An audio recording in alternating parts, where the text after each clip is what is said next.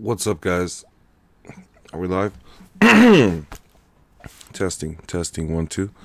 What is up, guys? Good morning. This is your boy The End. We're gonna be playing some Magic this morning. I think I just said the word morning twice. That's 3 times. All right, let's begin. What up, people? We're doing ranked, and we don't have enough gold, so we're gonna have to spend some gems. Let's begin. Draft the spirit deck. It's not a bad card right here. This is a great card, honestly. Late game, takes out whatever their biggest creature is, and it draws you a card. If you're gonna, a flying 2/1 is just never bad. A ramp, I'm really not looking forward to playing green and red, so I would probably steer away from that. This is actually even a good card. This is a really good pack. So in black, flyers are rare. 1/3. That's a strong flyer. That's gonna take out a lot of flyers, all your tokens, all day.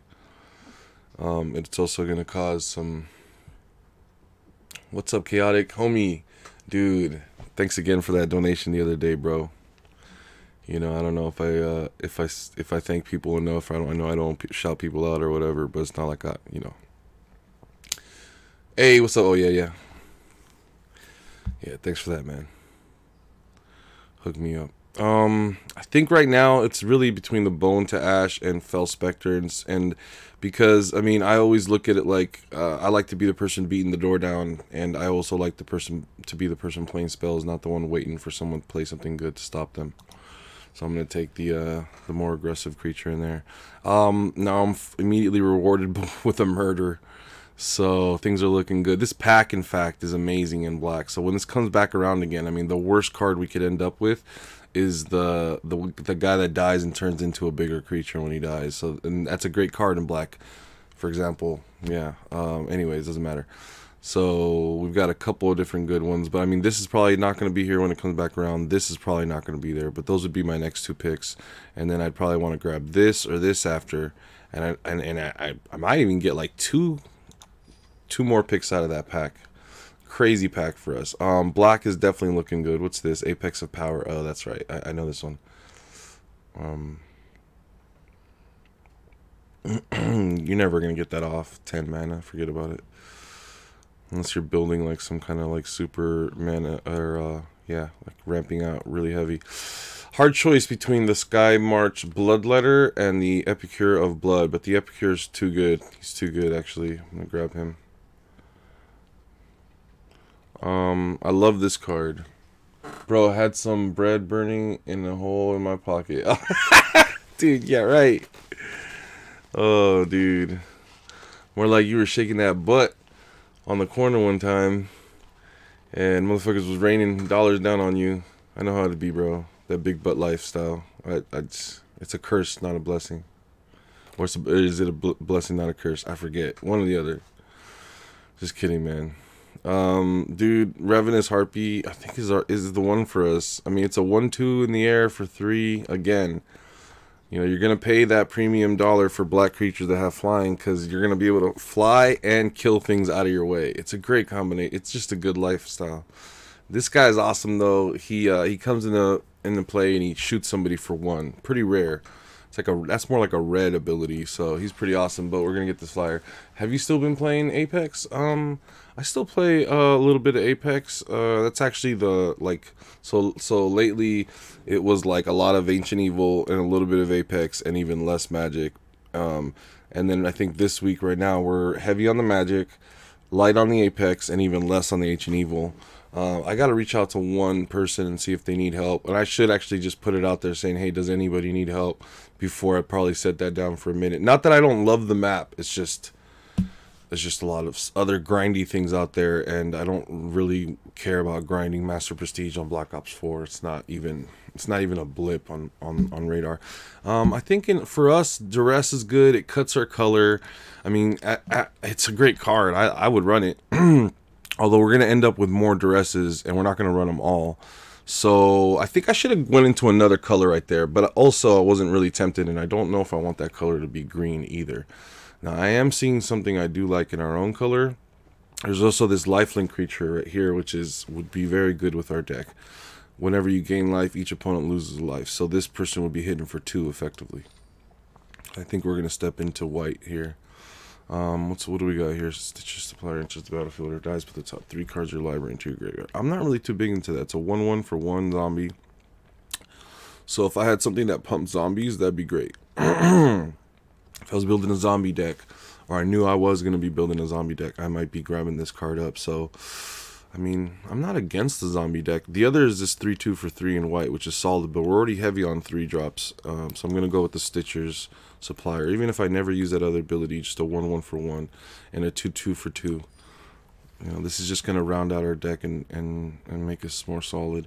This guy's not bad either. Again, he's a zombie, so in case we end up doing some sort of gimmicky zombie thing. The Bone to Ash, surprisingly, is still here, which is that was going to be our other pick. Should we just go... It's between the Infectious Horror, which is not a bad creature, and the Bone to Ash. That's a tough choice.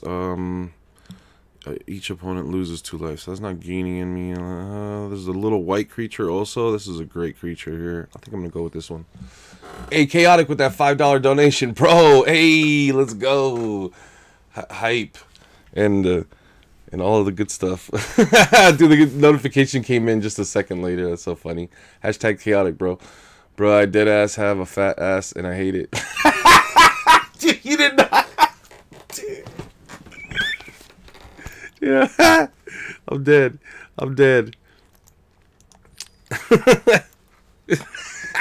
He's like, I feel it. He's like, I feel that shit so hard in my soul. He's like, you don't even know. He's like, fuck you. You don't know. It's not funny. Yeah. Oh, dude, that's so funny. That is so funny.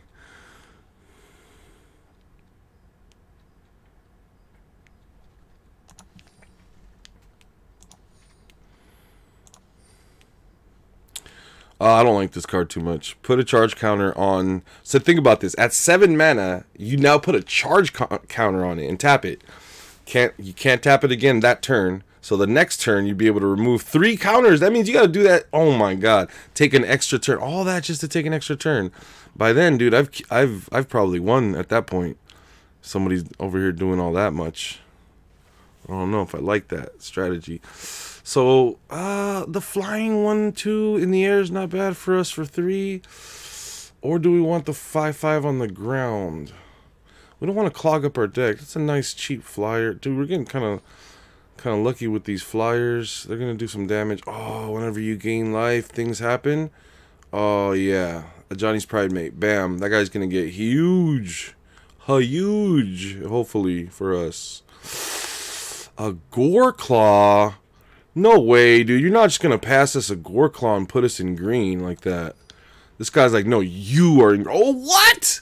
What? This is madness. I'm outraged. I'm outraged. I will not stand for this. Why is this robot passing me such decent cards outside my color? God damn you, robot. Damn you. No, but seriously. I'm gonna leave it up for the support. Hey, good shit, bro. Have a great stream, man. I'm on my way to work. Thank you, dude. Thank you for everything, bro. The $5 donation and for the support, dude. Royi in the house, man. Royi Games. As if I'm responsible enough to have a pet bird. What happened? What'd you do to your bird? What did you do, dude? Oh my god. Oh my god. Salvage for Secrets. I love this card. It's Battlefield Return Target Instant Source card from your graveyard to your hand. It's pretty good. It's really good and limited. Brings back one of your removal cards. Like, I play this and bring back my murder. Forget about it. Kill 2 things. Oof. Oof. But this is just a death touch creature, which is also really good. And these guys are thrusting me into green. So, or looks like blue. It looks like these people don't know what color they're in, but the white and black cards are gone, except for these 2 weaker creatures. I already have a bunch of weaker creatures. I need those big bombs now. So I think the obvious thing, short of just grabbing the rare, I think there's still value to be had. I could also get just another zombie and just keep cutting black completely. But the fact that they gave us a Gore Claw, is that enough to put us? Do we just splash the Gore Claw and not run the Dagger back? Because the Dagger back, 2/2 death touch, just, that looks, I mean, I don't mind grabbing that. Also, we can just grab ourselves another, or just another flyer, cheap little flyer. We're going to ignore the Goreclaw for now. Unless they keep putting us in really good green cards, then we might have no choice but to... Oh, look at the blues coming in too. The blues coming in heavy. The Flyers. Yeah. Dang, this is going to be hard. Wait, one of these Oakenform on either a Child of Night, a Lifelinker, or a Flyer? Okay, that would be really good, actually. That'd be really, really, really, really, really good. Really insanely good. And this is... there's not a lot of removal in this set. This is a standard core set. It's not heavy on crazy tricks that can remove creatures that good. So, oof. Titanic Growth with lifelink? That'd be a good game finisher. Let's just stick to our base color. We can splash the... We don't even know. We'll splash the green, because Oakenform and these cards can be splashed. They'd be good at the end with some things. Oh man, the blue would have been really nice too. Big black blue flying thing. But anyways, it's not us, man. It's not even what we're about and stuff. Okay, so two of these, or go back. I don't even know if I care about the white anymore. After this card, you can make yourself bigger. Trample. It's gonna be a 5. It's a 5/4 trampler for 4 mana. But can I play that on 4? If I'm playing only 2 colors and one of those colors is green, then yes, I can probably do that. This is going to be hard to splash with black anyways. I've had this card sitting in my hand. It's like, if it's not a creature, it's pretty expensive for not being a creature. And only being sort of a one-shot deal. So I actually think I'm going to stick with the green now. And this guy's really good in green. And that guy's pretty big and decent in green. And so is that. And that guy's amazing getting past that late in the game. It's kind of ridiculous. Okay. Alright, so from what I'm looking here now, I mean, this is cool to have, but we're definitely not going to be in a ton of different colors. Maybe we're in 3, but with the light, these being such early drops, doesn't look good. Doesn't look good. Oh, come on, now we're gonna open amazing white cards, like when I'm trying to cut the white. Not making it easy for me. What's up, Lisa? I'm not sure, either 2 Pudgies or 1 Cockatiel. I had birds when I was young. I had parrots, and they were small. And one of them was I had another, I guess was she a parakeet? Or, I'm not sure. But, what the other one was, because she was like someone gave her to us. I wasn't 100% sure what she was, but yeah, I had birds when I was young. Man, I hate when yeah.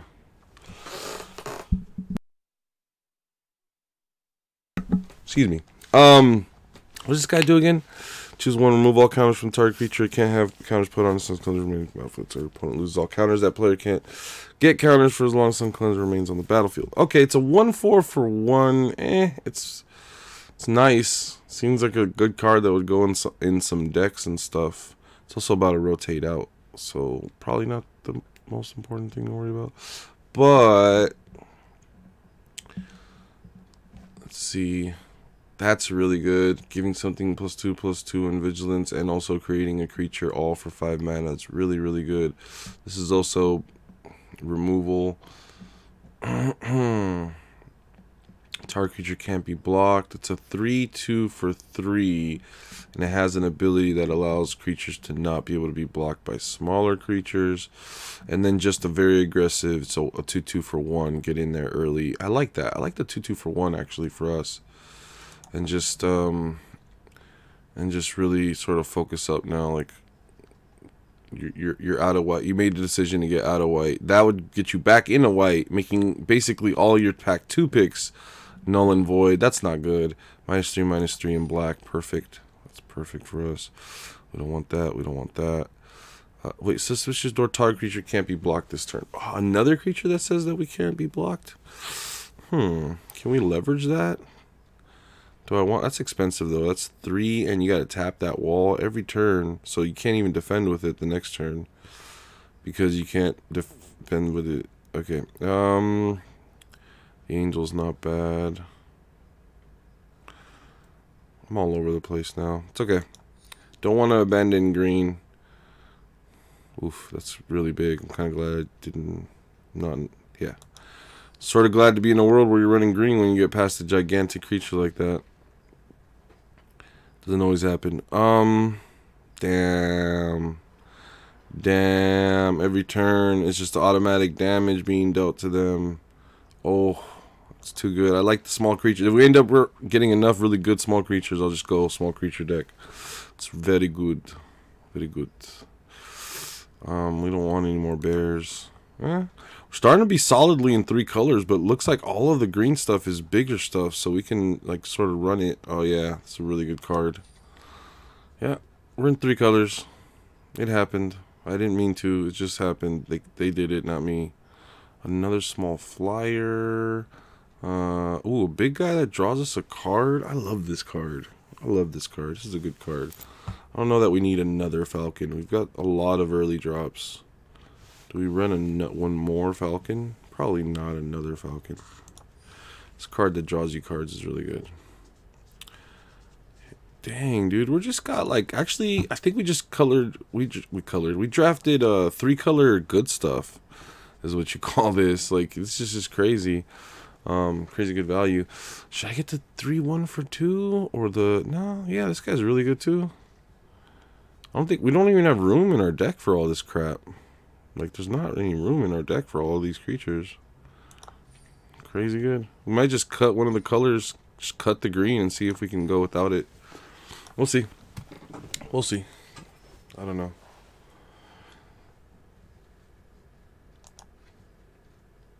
Alright, that's expensive. Unnecessary, I guess, technically. Alright, what's it looking like without the green real quick for a second?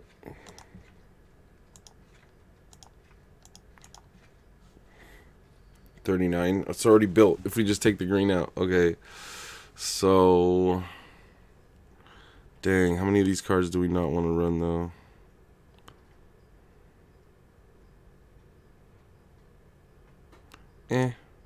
Super defensive. I don't know if I need that card. It's 3 damage for 2. It's basically a lightning strike in black. It's amazing. That also gains you life. It's kind of ridiculous if you think about it. This one will eat up all these little younger creatures. Little small guys. It sounded creepy when I say young creatures. All little guys get eaten up by that. This is removal in green, and we have Death Touch on. I think we have Death Touch. Oh, we can run Death Touch, but if we were gonna play one more green card, what would that card be? I mean, we wanted those 3/3. These are huge, but this could be really good. That could be gigantic. I think those would be the ones that we would run. Creature, bigger creatures, creature with Death Touch, but that's already 3 mana. I mean, like, it's too small to make a big difference at the late game, and too big to be anything, and it'll struggle to play it early on. Same goes for all these cards, basically. This is worth struggling for because it gives you +1/+1 for each force. You can wait, no, but we're splashing, so actually that might not be the best because we're only gonna have 3, so it would only ever be 3. Never mind, it's not that amazing. So without clogging up our mana, I think this one just keeps coming back, but we don't really have a. Why are we running the green? We don't need the green. We don't need the green. We just run 18 lands. We never get mana screwed. We seriously don't need the green. I already have a little bit of removal on black and so many creatures that we're going to flood them early game. It's a really aggressive small deck. Don't think we need it. I have an extra spot on the board. So that's why I wanted to splash some of these green cards. I guess this guy's really good. What does he do again? So creatures with power 4 greater cost 2 less to cast. That's just these 2 guys. That's not huge for me. Now 4 greater creatures get +1 and trample. So these guys would become bigger and get trample. That seems pretty good. Seems pretty good. We're already kind of heavy on 4 drops. We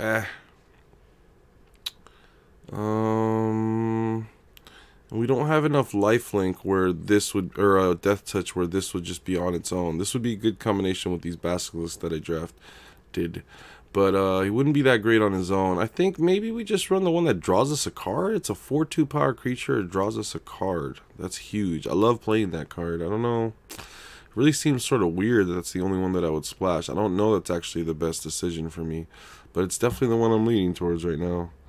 Yeah. I think us drawing a card is super important. And I don't even know that we need 3/4 to get that done. But since we don't really have any double drop except for murder, and I'm comfortable getting that off with 8 mana, then we're probably just good to go now. Although, yeah, let's see how this goes. I don't even know what to think. It's not. I've never drafted a deck that looked like this, and I'm not even sure why I'm splashing the 1 green card. But if we do get it off, it's a big creature, and it'll allow us to draw an extra card. So in essence, it'll replace itself, which is huge. Why would we see? That's where I'm upset, because if we just had the 1 white card, this hand would be phenomenal. But we don't, because I decided to splash green. So that's annoying. But that's okay, because that's a really good hand.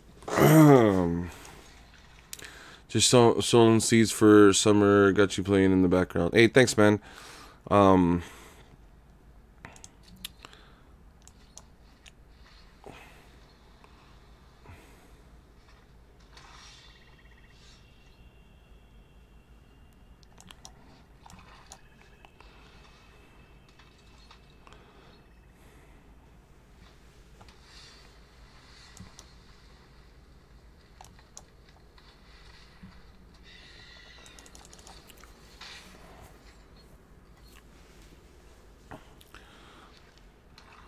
Like on second thought, we hella don't need that 5 drop that draws us a card, but like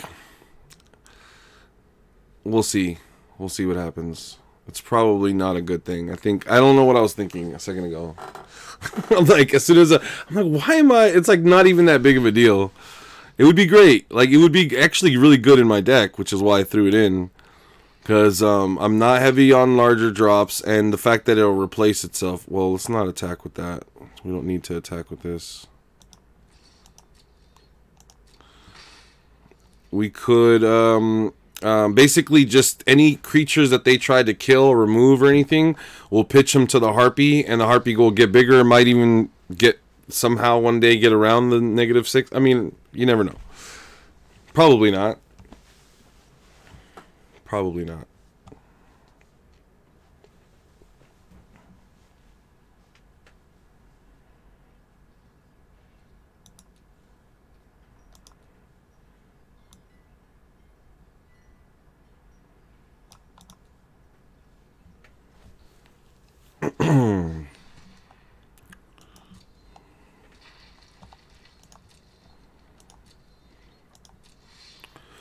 Or we're not saving our creatures. We got 2 out of 4 forests. That's funny. We're not saving our creatures for anything special. I kind of just want to swing in there with the Child of Night and see if they want to block it. I don't think they will, so we're just gonna get in there for 2, basically. And if he swings past us for 4, we swing harder on the swing back. So I'm not really too worried about it. So we're just gonna attack for now. He doesn't want. Of course, he doesn't want to block that. I wouldn't want to block that either. And we'll be hitting them for 4. Well, not harder, but we'll hit him for 4, and we gain 2 life back on the swing back. So if he wants to drop his defenses, it's not going to be good for him. And there's not really anything he can do. He already made a decision he doesn't want to block there. So his only other decision is that he's going to swing with this creature. I'm not going to block it. I'm just going to swing back at him. And essentially, he's only hitting me for 2 as I'm hitting him for 4. So it's not a good trade-off for them. For Jazz Dog.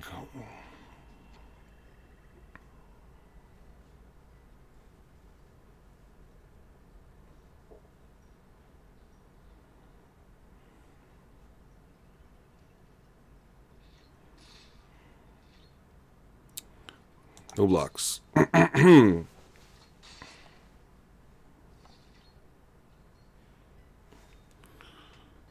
So I'm really hoping that I draw into that green creature, the one green creature that I have. That now that I think about it, I'm running 3 green lands just to cast 1 green creature, and all it does is draw me a card. I'm not sure what I was thinking. Just because it's also big, and I'm not running a lot of larger creatures, and I don't have any more black and white cards, so it's not like it's the craziest thing in the world. It's not like it makes absolutely no sense, but it doesn't make a lot of sense either. It's just sort of like, what else do I do type situation. I guess I could have splashed a different green card. I don't know. That doesn't even make sense either. Maybe just leave the green cards out so I don't have to worry about casting them, and I'll have one too many land cards, and that also doesn't sound nice, having one too many land cards that I don't need in a deck that already doesn't require a lot of land cards because it's filled with a lot of lower cost creatures. Just doesn't seem also like a good idea. So I guess the more I think about my idea, it makes a lot more sense. It's a large creature and it replaces itself, so it won't get in the way. The only thing I don't like about it is that it requires these forests. I had a much more aggressive opening hand that I had to ditch because the one forest, which probably would have been a plains, wasn't there, or was there instead of the plains. Anyways, it doesn't matter now. We're doing fine without it.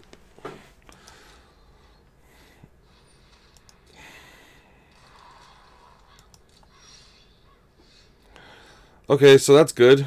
We got our own 2-headed zombie now, which would have to be blocked by both of his defending creatures.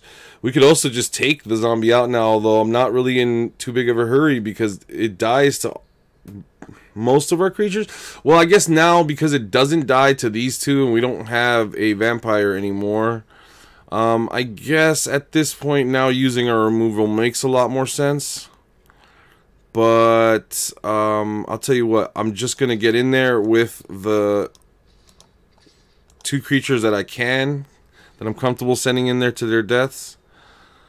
We'll just play our own 2-headed zombie. And we'll wait for the removal next turn. Hopefully they don't have a card that gets us to discard our... It wouldn't be the end of the world, but it would suck. I would rather discard the Strangling Spores, though, over the 2-headed zombie, just because he can't even block our 2-headed zombie right now. He can... all that mana is for something. I'm assuming he's going to flash a creature in and block the 2-headed zombie. We'll see if my prediction is correct.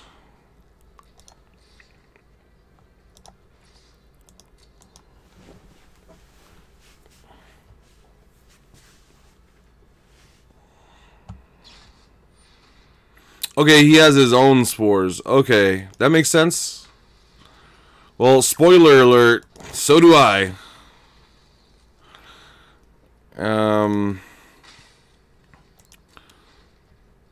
Just in case you thought you're the only one over here with spores, you're not. Alright, we'll get our zombie out there for next turn. We'll swing in there with the creatures we got.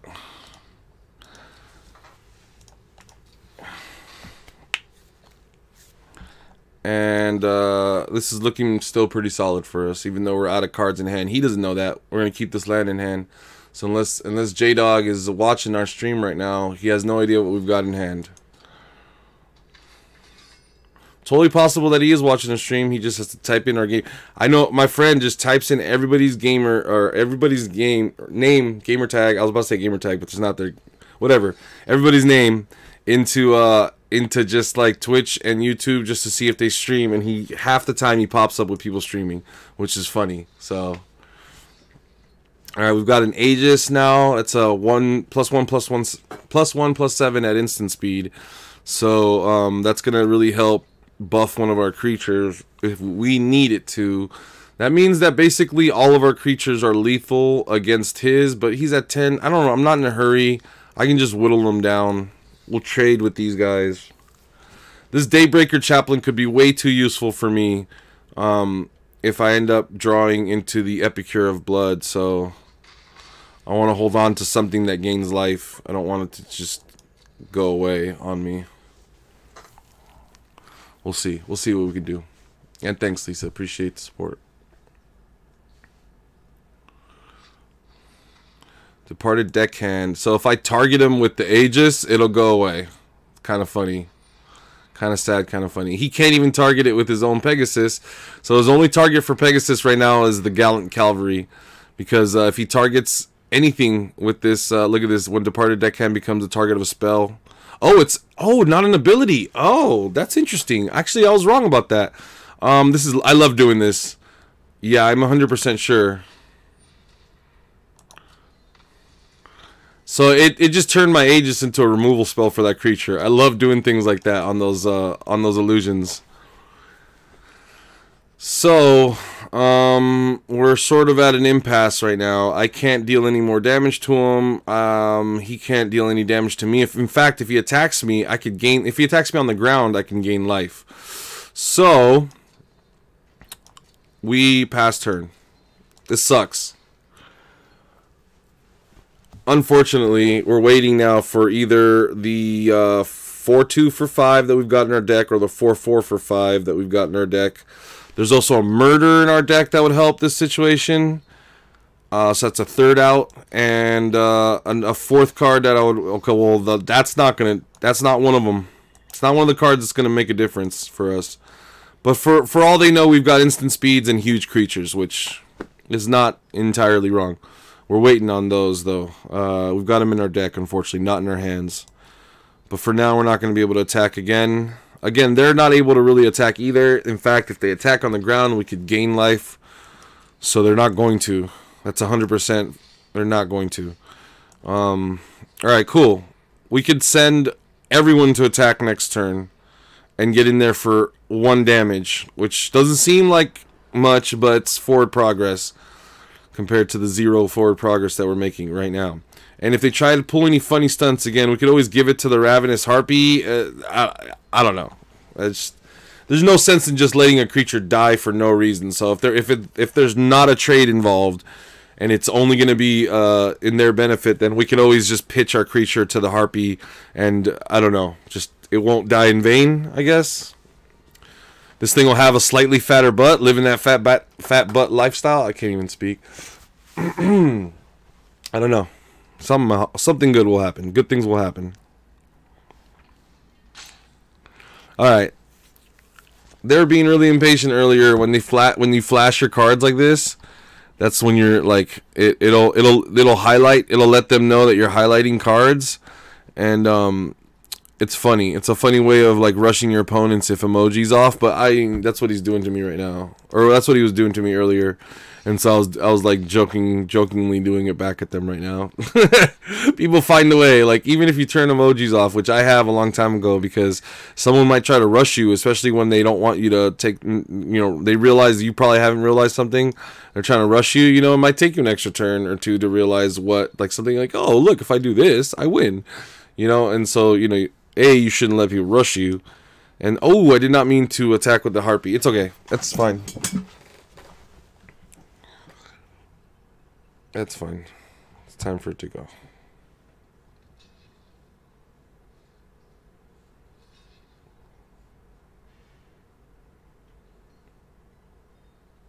Yes, those are the blocks I expected you to make. Yes. Sack itself. Oh, it's another creature? Oh, okay. I was just gonna, just for jokes, I was gonna sack itself, because it's gonna die. Okay, alright. Now, yes. No, you don't kill my creature. I kill my creature, okay, sir? I do it.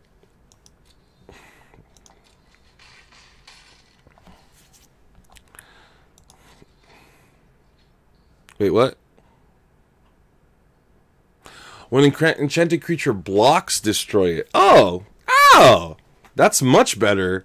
I thought it was attacks or blocks, destroy it. That's much better. So this guy might actually, and I was joking earlier, but I mean, if we just sack 5 more creatures to it, it'll be back at being to a 1-power creature. It's not, we don't not live in a world where that's possible.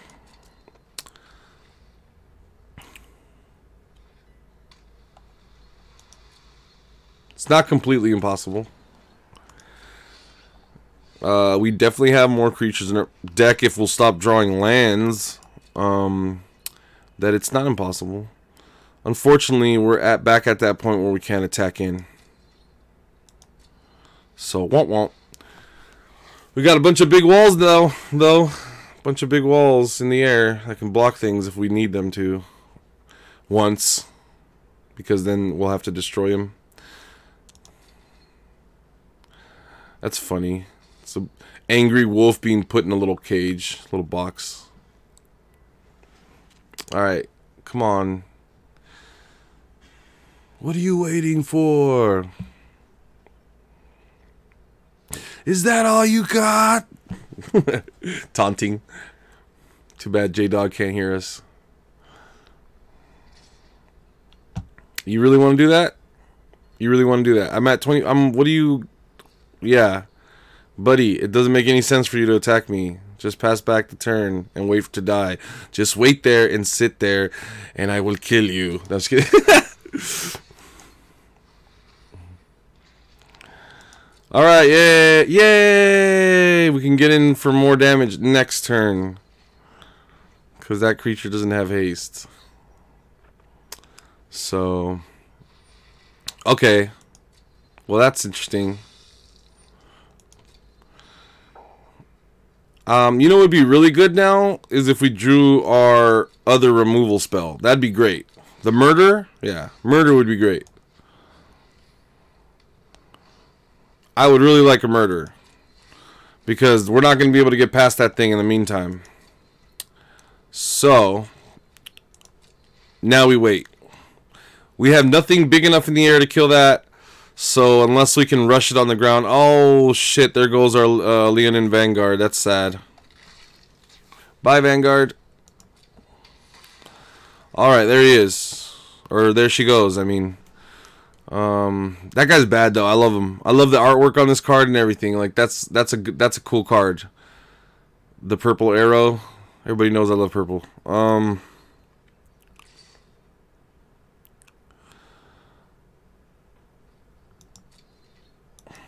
It's almost more of a magenta, but you know, close enough. Eh. I'll take that. All right, cool. So if he swings at us with this creature, we can get in one damage every turn, starting next turn, if he swings in there again. But I suspect that because they'll also realize this, and we're at more life than them, that they won't attack any longer with the Vampire Sovereign. But if they do, what they should do is attack with the Pegasus, the Skeleton, and the Vampire Sovereign, or don't attack at all. I mean, that should be what they do, or don't attack at all. But they're just gonna attack in with the Sovereign again because they also have not realized this yet. So, hey Lisa, do you recognize these horns here? Same ones that were on your Fortnite pin. These style of horns. They're Nicol Bolas's horns.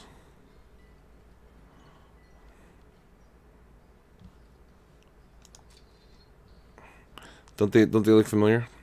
Yeah, no blocks.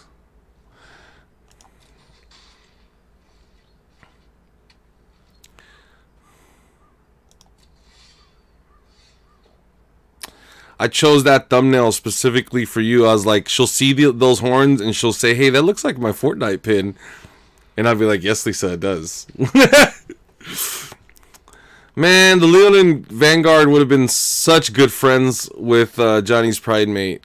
I'm going to miss him. Every turn, this thing would have gotten bigger and bigger and bigger. It would have been kind of disgusting. It would have been very good. 100% good. Alright, so since they did attack at us with those creatures, we're going to go ahead and swing in with ours. And we're going to get in there for 2 damage, or 1 damage in the air. And it doesn't seem like much, but, you know, hey. Take what you can get sometimes. You know what I mean? Take what you can get. Awesome horns. Yeah, I know, right? They are awesome horns. Nicol Bolas used to have an egg that floated in between his as well. Which is pretty awesome. Destroy target creature. No! This person's no fun. They don't like any of our good creatures. It's okay. Maybe they've realized that they can be hurt now if they swing in, but maybe they don't care. That's fine too. That's fine too.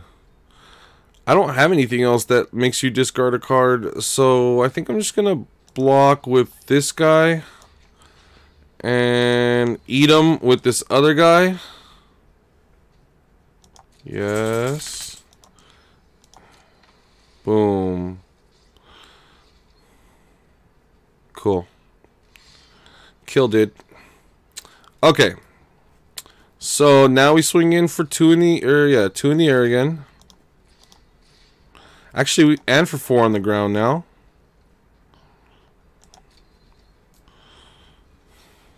Just seeing the thumbnail, damn, he does look like him. People are selling those pins for $250. That's hella fucking sick, Lisa. That's hella sick. Wait, no, those are 250 pounds. That's 25% more than $250, which would be 50 plus $12.50. That'd be $62.50 more. So that'd be $312.50 for about 312 bucks. Is what you would pay US dollars for that pin. That's pretty fucking awesome, Lisa. Good shit. I remember when you were grinding that shit out. I should have grinded it out with you just to make a quick buck. But it's okay. Hindsight's always 20/20.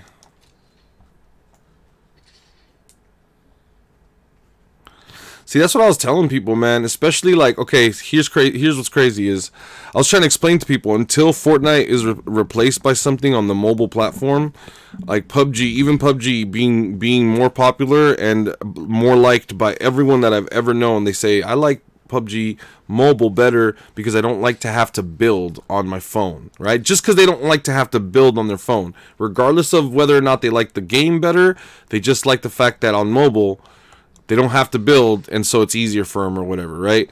So just on that fact alone, the fact that they are still able to, you know, hold their own in the mobile market just fine, even with them being arguably less attractive on mobile than some other popular battle royale, you know, apps, games. Like, it still does really good. It still makes a lot of money. It's still one of the top apps. Still, top whatever, top 10 in the world.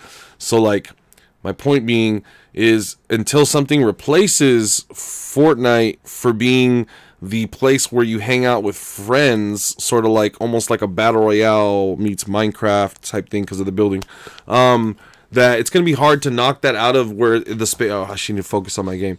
Fortnite could get bigger than people expect it to be right now, and some people are saying that it might turn into a new social service, like most popular platform that people use for a certain thing. Cancel that. And I don't know, like I guess it's not impossible. I predicted in the past that Fortnite would not go away and only get bigger, in that like your season 1 battle royale, your season 1 battle pass skins, like the knight or like your raider, like they're gonna fluctuate, but like someone was saying like no one will be playing Fortnite 5 years from now, 10 years from now. Like, you don't know that. Like, you do not know that. And if people are playing Fortnite 10 years from now, then our accounts, Lisa, are going to be worth fucking like a lot of money. It's going to be crazy if that happens. That's my prediction. I don't know. It might happen, might not. But if it does happen and Fortnite turns into something that doesn't go away, like in the next 5 years, if it actually stays around, because someone predicted it to be the next Facebook, which sounds insane, but the fact that people don't socialize the same as in times past, you know, people have changed over the years, and so if people decide they'd rather be on Fortnite than on Facebook, then yes, Fortnite could become a whole level larger than where it's at right now. And because social features are being introduced more and more every day, you don't know what Fortnite's going to do next that will revolutionize. And 100%, look at all the money that they've got. Think about that. They made so much goddamn money that they've got all the money to do whatever they want to do, whatever they can possibly do, and they're paying all the guys with the best ideas to do it. So it's not impossible to see some crazy shit that like crazy next level, didn't see it coming. We already got a taste of it in the form of the concerts. What if there was daily concerts? What if there was, you know, more stars? Drake's ass used to play Fortnite. What if they convinced Drake to do a Fortnite concert and host a live event? What if they implement podcasts through Fortnite where you can get your character in an open Fortnite world and walk up to somebody and just be watching something through the app, listening to something through the app, hanging out in the game, using the messenger, Fortnite Messenger, and the Fortnite open world. Like, they've been wanting to merge Save the World with Battle Royale. People have been saying that for a while. Anyways, I'm just riffing here, man. I'm just riffing. If I was a crazy rich billionaire, I'd come up with fucking ideas, and I know they can do it too. They got smart people working for them. They got all the money in the world. So if I can think of these ideas, they can too. I'm pretty sure they're gonna. Fortnite is too big to die almost. You know, they made too much goddamn money. So it's gonna be hard. It's gonna be hard. And also, kids don't have a problem with Fortnite just because it's fallen out of favor with a lot of adults. Kids, give a kid, you know, a smartphone. They don't have a smartphone yet. They don't care. You give them a smartphone next year. Finally, they're old enough for a smartphone and they can download Fortnite and Minecraft. And it's been years since Minecraft came out, and kids still play it. It's been years since Fortnite came out. People are still playing it every day. It's still competitive. Still a huge game. So I'm really interested to see it. And I'll never sell my account, so it's not like I care. It's not like it matters. But it would be interesting to see it like how like a Hot Wheel or a Ninja Turtle or something is worth thousands. Like the right ones are worth thousands now. Beanie Babies and all this crap. Like, these things are worth so much money. Like, I predict that it's not impossible, but some people, I remember having arguments with people, and they're like, it's not like that. Like, your Fortnite skin is going to be worthless, like, 2 years from now. I'm like, I don't know, man. I don't know about all that. I don't think it's starting, in my opinion, to look more and more the case that, like, I was right. That it's going to be worth a lot of fucking money one day, actually. We'll see.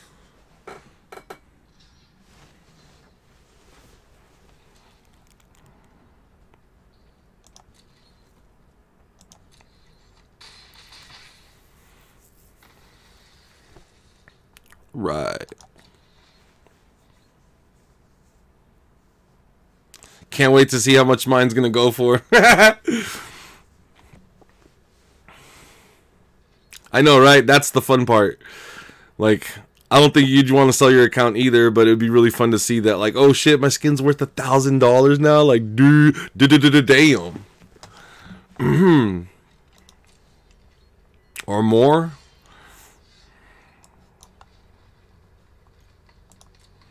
If kids don't stop playing that game, it's all up to them. It's all up to he stopped blocking, or he stopped swinging in now. We finally got him to stop swinging in.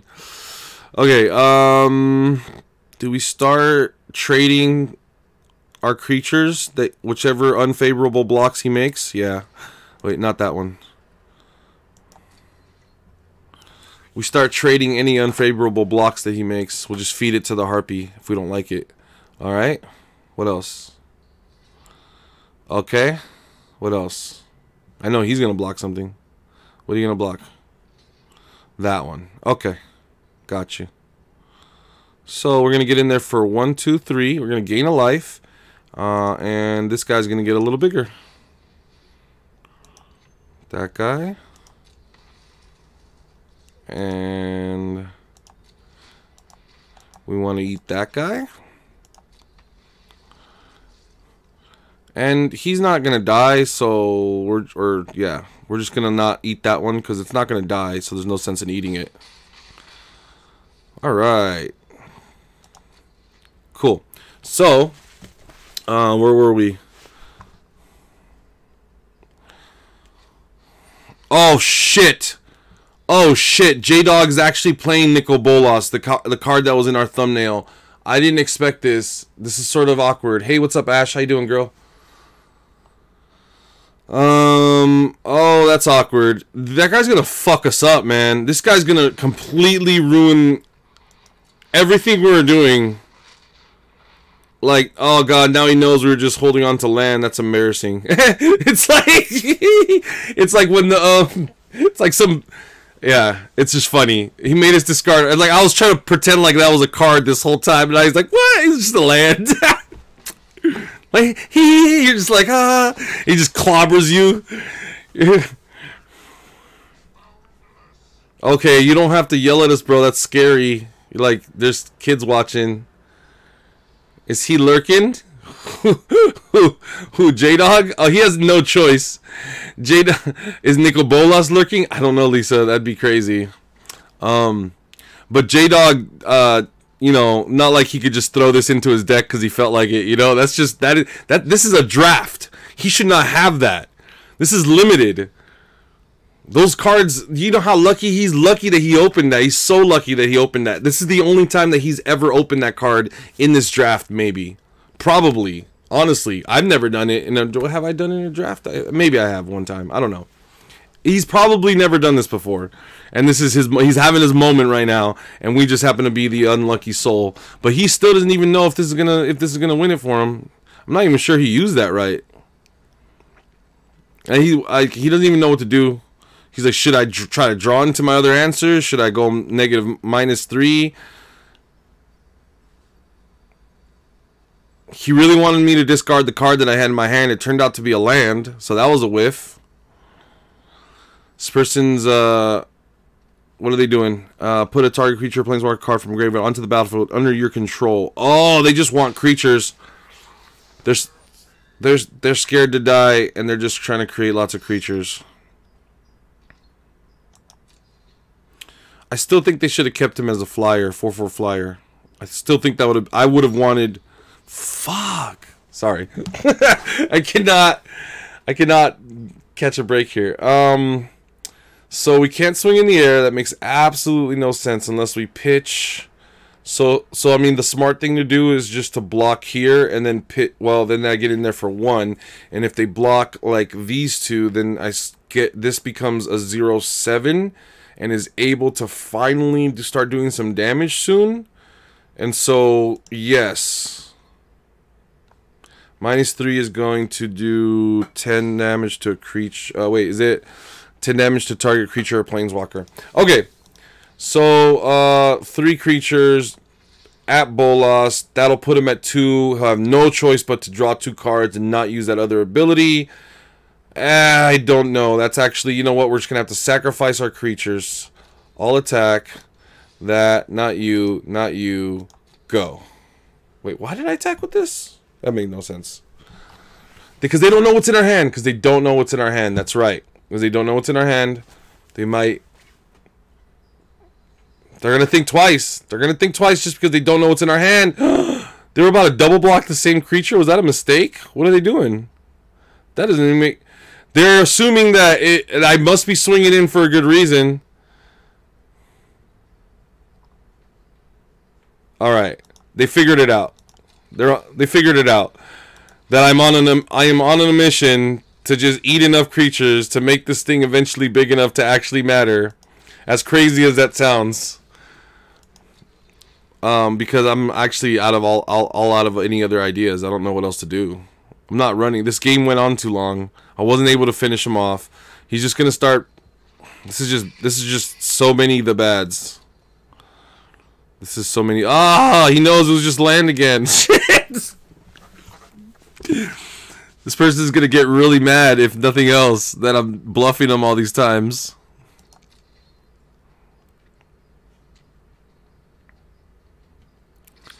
This is terrible though.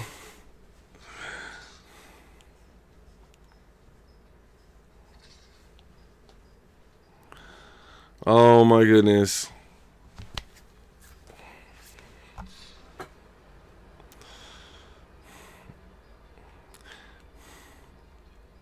I don't think I have any outs. I think I just scoot now.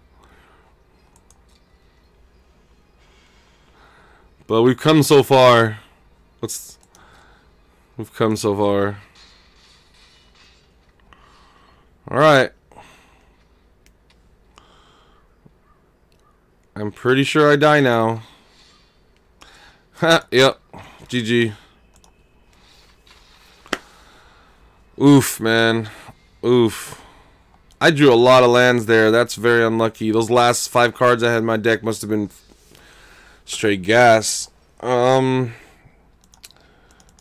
don't like it anymore. I don't like the deck anymore. So we're going to rebuild it. We don't need this. Anything we don't need. comes out so that we can put in some other creatures and things. So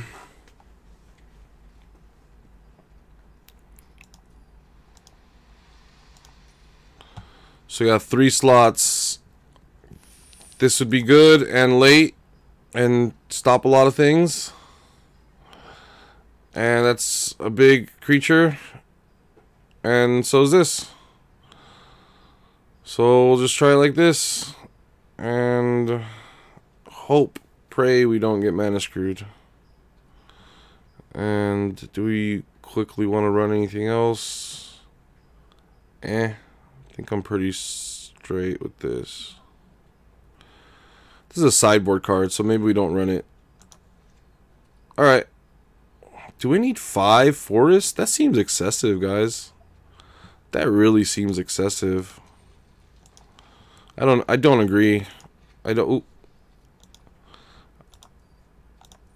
agree with your guys' decision on that one, so I'm gonna veto that. I think 4 forests is enough. 4 forests basically means you guarantee to draw a forest every 10 cards. We're gonna draw 7 off rip, and so by turn 4 you should have a forest. By turn 4, if you don't have a forest, that's just unlucky. That's just unlucky. And considering that all of our green drops are 4 and above, then we should be fine. This is a great hand. I love this hand. Tremendous hand. The only thing that makes this hand better is if we for some reason draw into a 2-drop, which we don't really need. But I guess that would have been better technically.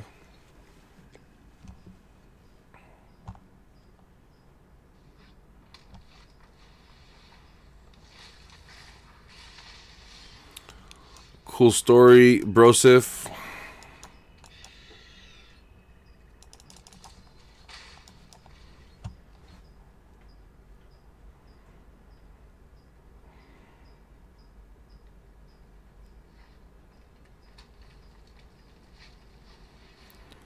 Alright, that's gonna hurt for this turn. I mean, like I almost want to trade. Almost. I think he'll sputter out. I don't think he'll have the follow through. I could be wrong. I could be definitely wrong. But I don't think he will. I don't think I am. I think we're good. Now we can do some blocking.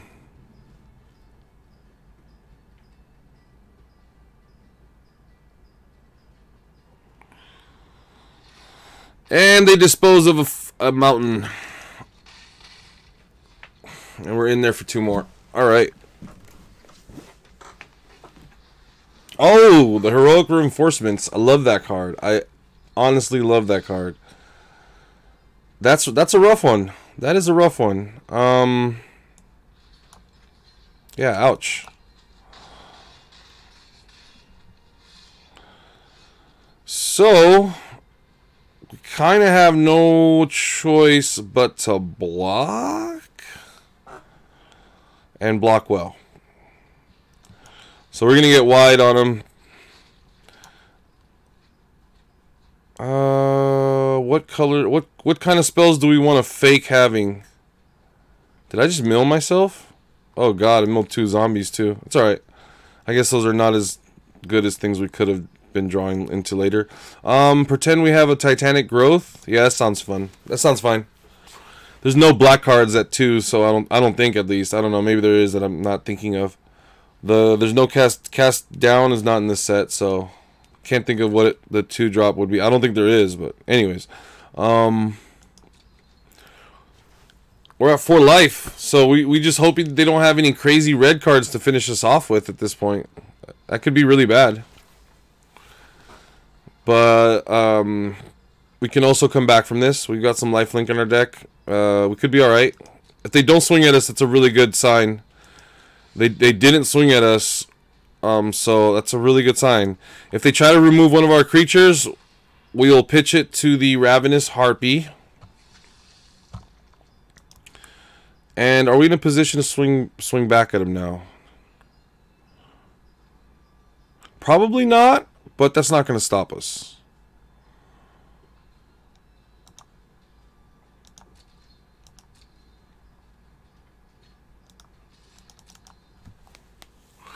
We could always pitch the Falcon back to the Harpy, and turn this into a 2/3.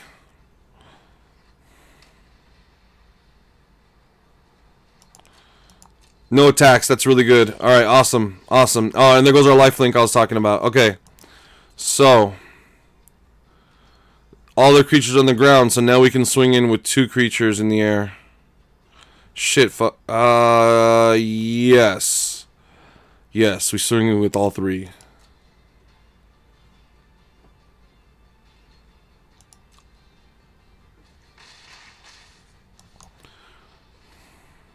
Get our life linker out there, so if he swings on the ground, we gain some, we'll gain some life. We gain 2 life if they swing on the ground, and that puts us, yeah, in a much better position, 6 to 10. So I mean, it's they sputtered out. It's starting to look like they sputtered out. That's gonna be 1 turn too late. That's gonna be 1 turn too late for them, and I think they know that.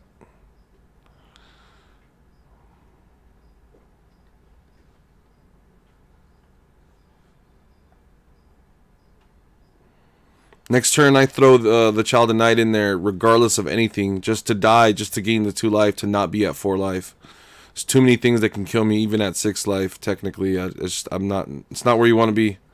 I don't know what they're running, but it could be something crazy. Oh shit, they're getting haste. Okay, okay. But if you swing in right now, I'm gonna gain the 2 life off rip. Like, what are you gonna do, man? You have to know that doesn't make a lot of sense. Okay. Wait, does that win him the game? I don't gain the life and I lose. Ouch, I didn't think about that. Okay, I guess I messed up. I guess I messed up. Whenever you gain life, each opponent loses life. Also, yeah, dude, I think I just messed up. It's okay. At the very least, we're gonna have to make some very I guess I didn't. Yeah, okay. No, they have they don't have enough damage to finish off or pump. Yep, okay, GG. Alright. The haste actually, okay. So the 1 extra blocker would have meant that they still win with 3, me being at 2. Oof. Wait, no, wait, they needed to get in 4 for 4. Ouch. Ouch. Ouch. We're doing terrible. At least it's been some bad beats. I mean, Nicol Bolas the first time.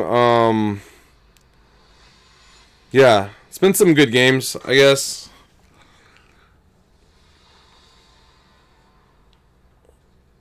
Slightly disappointed, not gonna lie. This looks alright. I guess we can go. I guess we can keep this. GG, thanks, Lisa.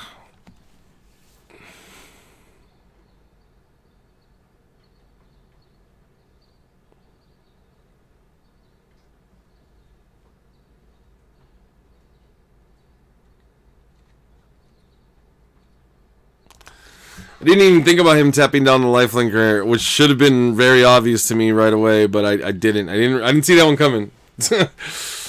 Oof. It's alright.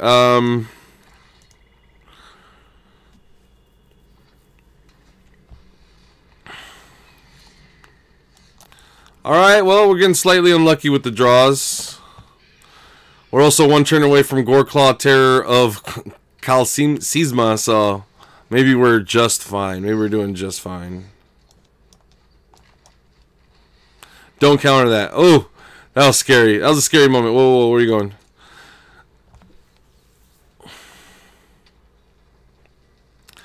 That was sort of a scary moment.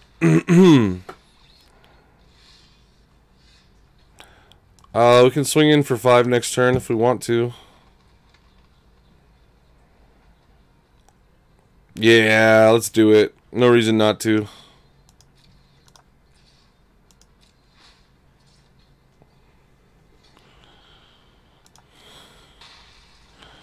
Those 2 creatures trade off. They discard. We gain, or they lose 2. Starting next turn, we can swing for 1 in the air. If we can draw any planes, we're set. We'll start gaining some life every turn and getting in there with more creatures. It'll be a good life. If we don't draw any planes soon, that's going to be not so great for us. Especially with them setting up their final drops and them getting to a lot. And them using 3 colors in a draft to, yeah, and they're sifting through their cards. Not good. Not good. We need to hurry up and, oh, there it is. Everything's fine.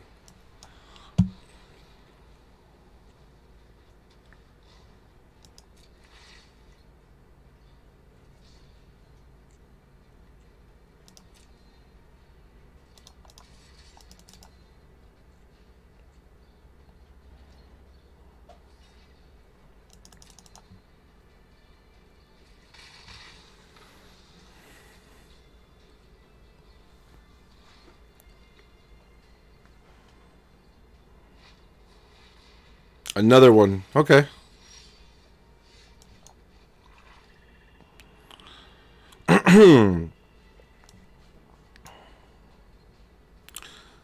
How did they kill? Wait, what? How did they kill our harpy? I wasn't paying attention. How did that happen? It's a 1-2, you idiot. Oh my god, I thought it was a 1-3. I did not pay attention to that. Oh well. That's unfortunate. That is definitely unfortunate.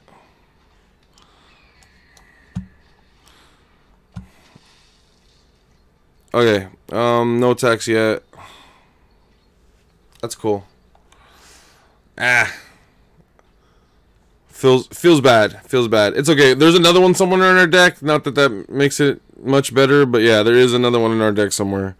It would have been great to block and then feed it. And yeah, it'd have been, that would have been kind of cool. We'll just take the damage. That's fine.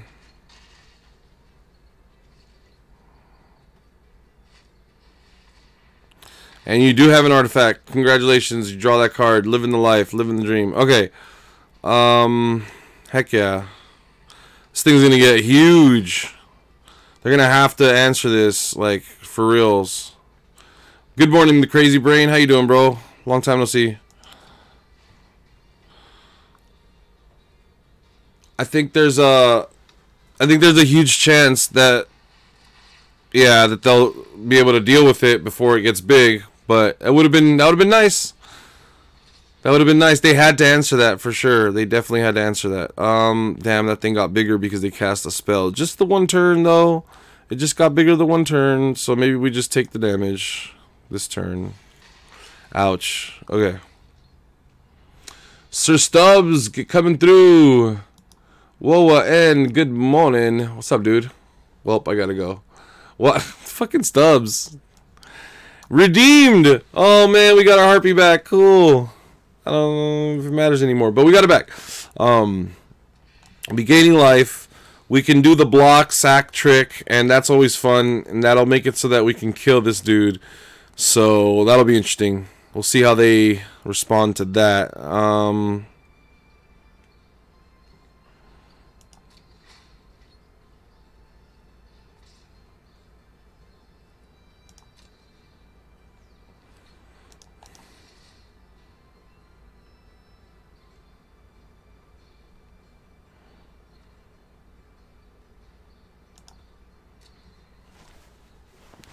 Been super busy. I'm getting a late start today.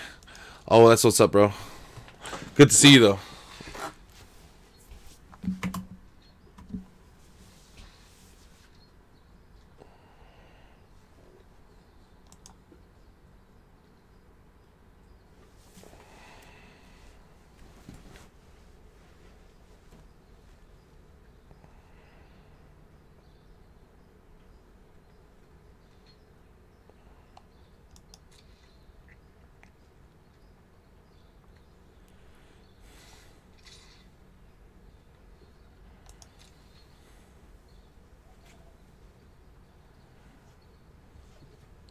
Just thought about something. If Nightbot doesn't even have our commands anymore, we should just time him out. Honestly. Alright, decision to make. So we block like these, well, that means we'll, yeah, we block like these, and like these, and then we go like these, and that'll kill their flyer, hopefully. Hopefully that kills their flyer. No, you son of a gun. How many more creatures would you have to sack to it? Not too many. Too many creatures. Alright, it's gone. You proved your point. I don't know what I've done to upset you, but I've obviously upset you.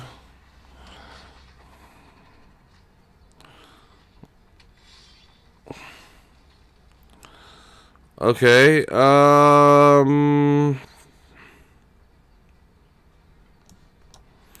guess we double block on the ground and kill that big guy of his.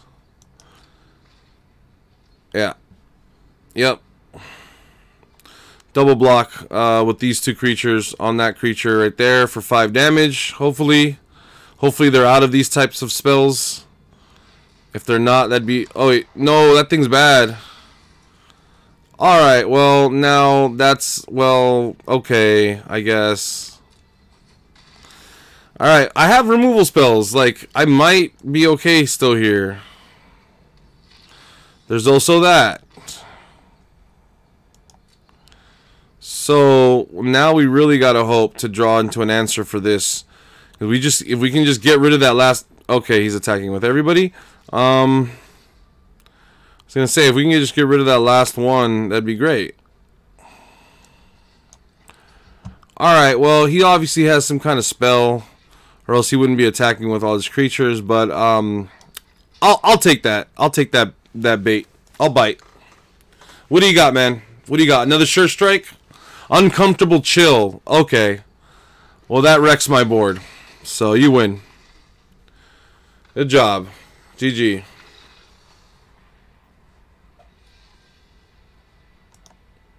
I needed to gain 1 life there to stay alive, and they successfully took care of that. Alright, well, that was that. Let's see. Looking back, I don't know if I took enough risks. I don't know that I didn't get unlucky a little bit. Let's try it again. I might have gotten unlucky there, I'm not sure. Chaos 1. Target opponent exiles cards from the top of their library until they exile an instant or sorcery. Target opponent would be doing that. Okay, you may cast that card without paying its mana cost, that instant or sorcery. Then put the exile cards that weren't cast this way in the bottom of the library in a random order. So you're filtering their deck out for instants and sorceries that you are not sure if they're there, but for a total of 7 mana and 1 turn, and then subsequently another turn and 4 mana after, you get to cast their instants and sorceries. It could be really good against a certain deck, but also very expensive regardless of what deck we're talking about. This is the card you just wrecked me with. Enters the battlefield, destroy target non-land permanent. That's so good. It's removal for 7. It just comes in, takes care of anything that's bothering you. I've got to draft that. That's so good. Oh, and it looks like we're in white. They just put us in white. White and red? Are we in white and red?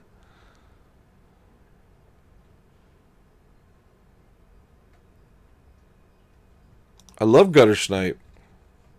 Love that dude. I'll take that. +1 and +1 and vigilance until end of turn. It's a 3/3 flying for 5. This is standard. Yeah, that's huge. That's a good card. Are we in red? Are we in red and black? I don't know. Nope, not worth going into black for that. That's for sure. Big green creature. I don't need to worry about that.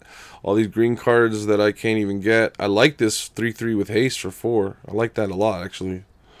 Take that. Let's look at our deck this way. Another 4-drop. I want to stay away from that. It's also more double.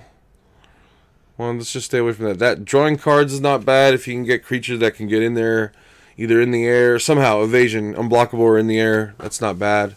But I think we're just going to take the enchantment for 2. Ooh, that's a sorcery that would work really well with the gutter snipe. The swift claw I'm not too worried about. I don't know. Yeah, we'll definitely have too many lands in a Boros deck. That tends to happen. So we'll just pitch one of our lands. This is a really good card. I don't know if we want to let that go by for anything else we've got here. This would also work well with the gutter snipe still. So it's an instant sorcery, be able to pump it, do the 2 damage plus whatever the other added benefit is. But I also just like that there's an Epicure of Blood sitting right there, and I don't know if I'm just gonna let that go by like that. Okay, so I mean, if we are in 3 colors, but if we're not, so I think we go with the let's just pretend we're not in 3 colors yet option, which is looking very good for us right now. And if we are in 3 colors, we got a couple cards for that too. Okay, not so bad. A Jin, it's going to be sad to see it go, but I think that there's no way we're going to pass up on heroic reinforcements. This is a game winner right here. So kiss that Jin goodbye. Patient rebuilding. You see Nicol Bolas back there rebuilding things. Usually destroys stuff. Enigma Drake. That's gonna be great. That's gonna make somebody happy. You're gonna make somebody very happy one day. Oh, Goblin Instigator. Heck yeah! With our reinforcements, let's go. That is a good deck right there. This guy's decent. We might need him. Oh, psh, star. Absolute star. Dang, another Epicure of Blood. Do we splash? Do we splash Epicures? Probably not. Probably not. Definitely not going to run that card. Oof. Sacrifice a creature, draw 3 cards. Sacrifice one of our many little tokens that we're going to make. And draw so many cards from that. Or just another vanilla creature. Tough choice. Tough choice. The creature would be good for us. Drawing cards would be good. Are we going to splash again just to draw cards, though? Have we learned our lesson yet? Apparently we haven't. Because I was seriously considering that. It was tempting. Love that card. Bogard? Oh, yeah. Let's go. I don't think we need you, man. Just don't think it's going to be necessary. We'll see. Ah, but I do have the Vanguard. It's such a good combo. Okay, for now, you're still in. You're in for now. Alright, but that would be so good also. Oh, that'd be a good thing. Let's see. Well, that would be a really good thing. So let's just hold on to it in case it ends up being a thing. And of these cards, what's good? This is a Lightning Strike in black.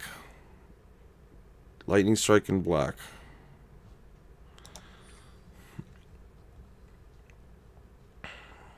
This guy's annoying. Becomes a 5/5 if you have a blue creature. Well, I don't have any blue creatures. You're just gonna have to be somebody else's. Alright, I just take this just to cut the black in case we do end up splashing, but I'm not gonna run it, I don't think. I don't think these cards get run. Really don't think they get run anymore. Sure strike.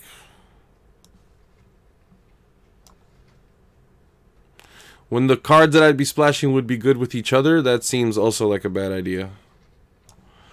Because if they don't come up, then and they're not even around, or one of them comes up, it's not good without the others. Let's see. Doesn't sound good. Shock probably, unless this is too good to pass. When limit self-champion battlefield, create a 1/1 white soldier for each control. Oh, oh, this could be really good. Huh? It costs 6 mana though. It's super expensive. We don't have anything for 6. Creates a bunch of tokens. I 100% think the shock would be better for us. But that's a blowout if we can create all those creatures and then heroic reinforcements or trump and blast those bitches. Shiatsu.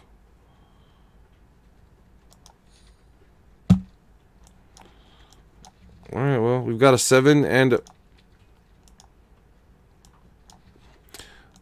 we've got a 7 and a 6 and a 7 drop. That's interesting. Do we want 2 6 drops? Probably not.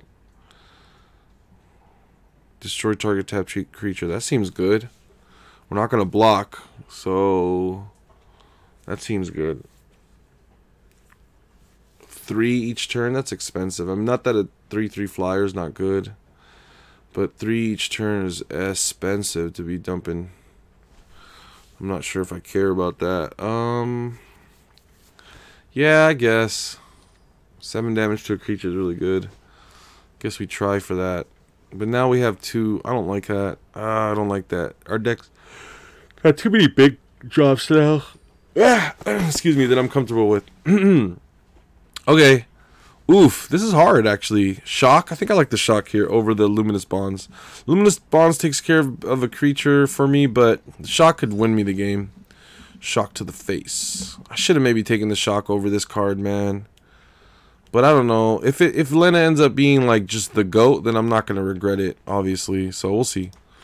I'm hoping just Lena's just the GOAT. How many cards do we have? 26? Okay, we've already got too many cards. What are we not running here?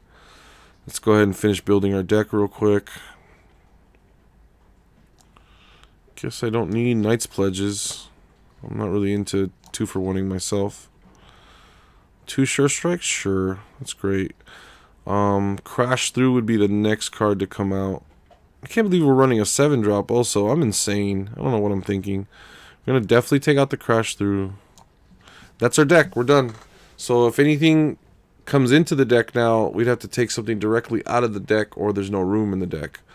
So we're looking at Make a Stand, Creatures you control. That's another Anthem. And Indestructible. I have to go for that. Regardless of what I end up taking out, something needs to come out for that. Or we run 24 cards. Probably not going to run 24 cards. So something will have to come out. This is such a good card, honestly. And we don't need any more of these type of cards. We've got 3. I don't think another one is necessary. Motivators. Do I take the motivator I have in out, or do I add another motivator in and the deck just loses all the big drops that we drafted in essence for no reason and could have had one more shock? Oof, that's going to really haunt us later. That's going to really haunt us later. Or do we take the little guy out right now? This is a big decision time. Big decision time. I guess we take this out. Oh, but that combos with the Gutter Snipe. And so does this. Oh, this hurts. This hurts, man. This hurts. That hurts. I could have had another shock. I could have had another shock. Oh, well. Hindsight's always 20/20. You know what they say.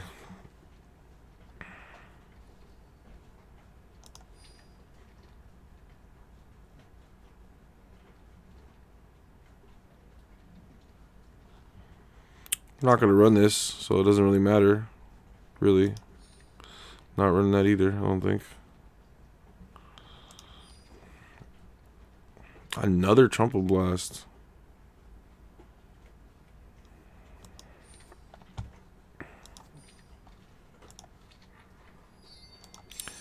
Very interesting. Okay, we're going to run the super light deck first. We're going to see how that goes, and if it goes well, then awesome. If it doesn't, then, I mean, that's also a thing. But it's going to be interesting. We're going to go full, like, it's going to be crazy.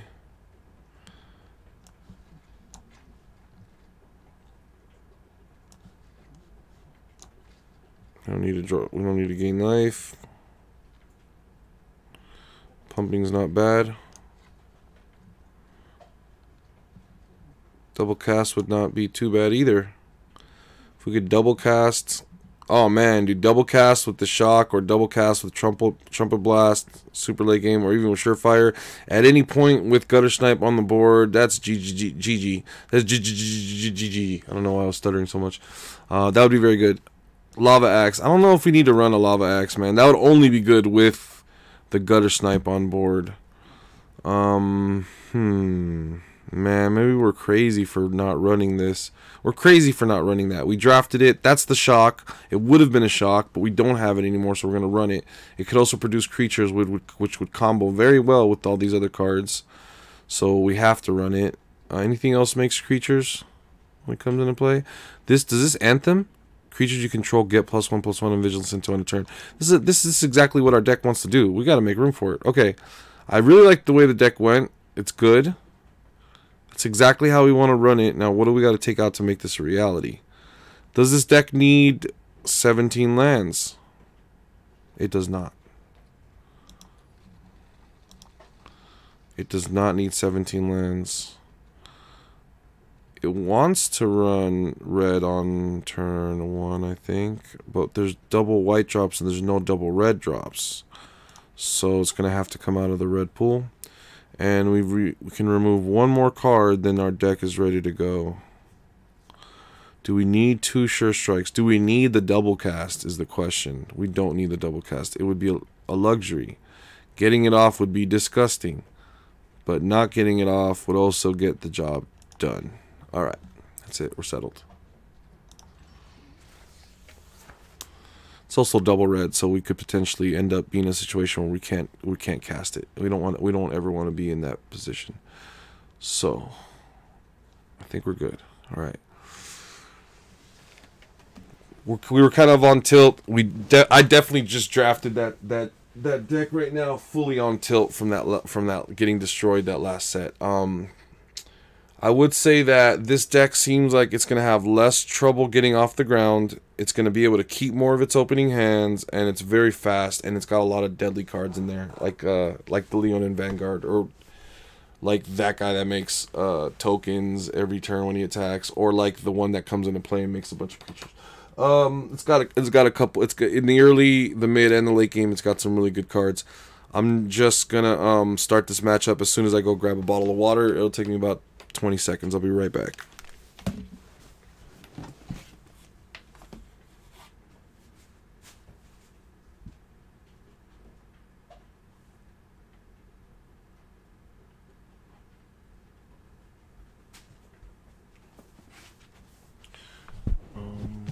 Where is my phone? There's my phone.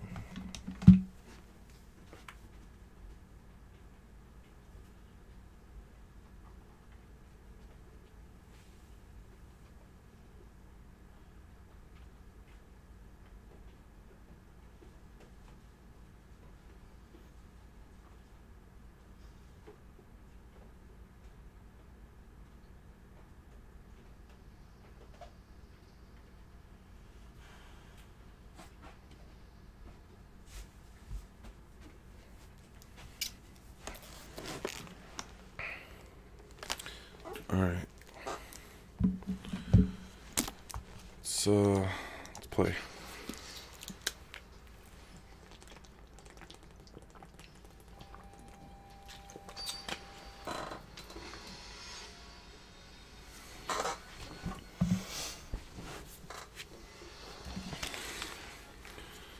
Okay, that's not a very good hand.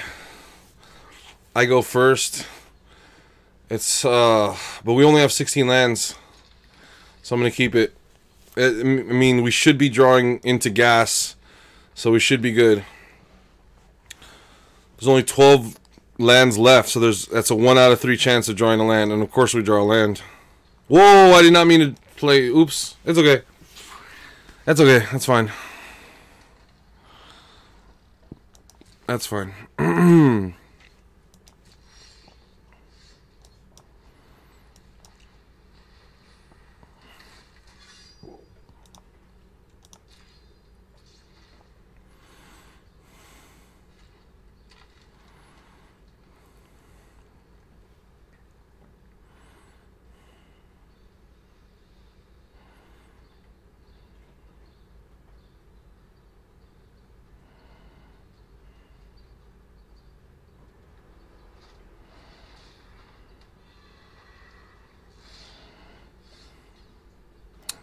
Interesting.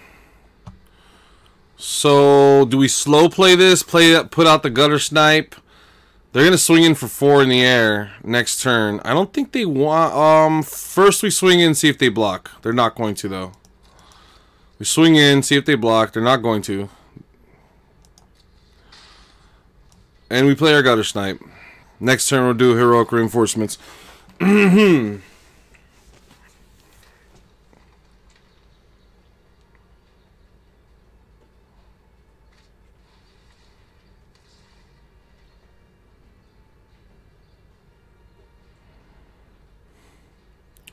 Alright, well, they're swinging in for 6, apparently. In the air, too. Can't do anything about that.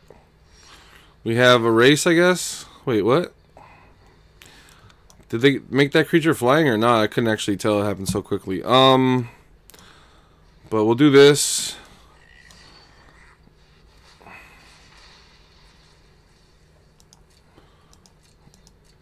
That's pretty sexy. They are almost dead. I think we won. We just won. Oh, that was so awesome. Pretty sure we win this. Okay, yep, the gutter snipe had to go. I totally understand. You still don't have enough creatures to stop me, though. Little do you know, sir. Little do you know that I've got a sure strike to pump. So this is a GG for you. Whoever you don't block, one of them pumps for the win. And I am very much so liking our deck right now. GG.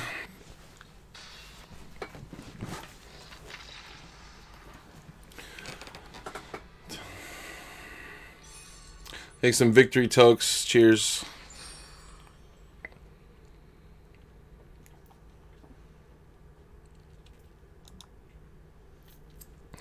Working our way up that list.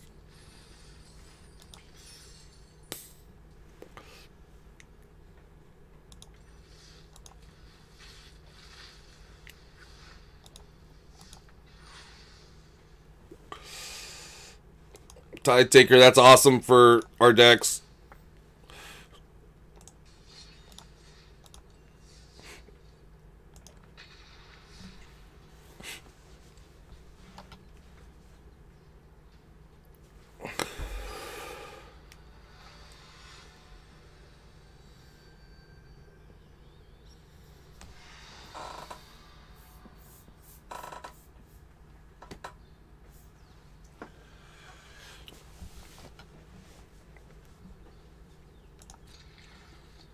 With that leaning war leader in hand, there's no way I can pass up on this.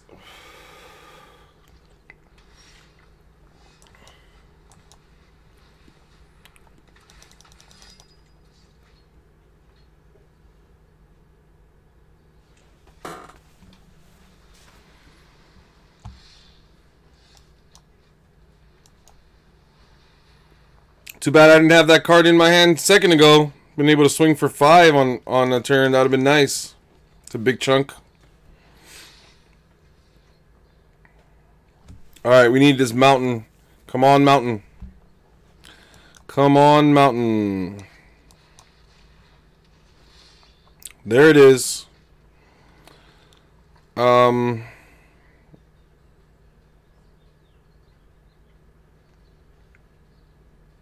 Choices. I think we just put this out there and pass turn.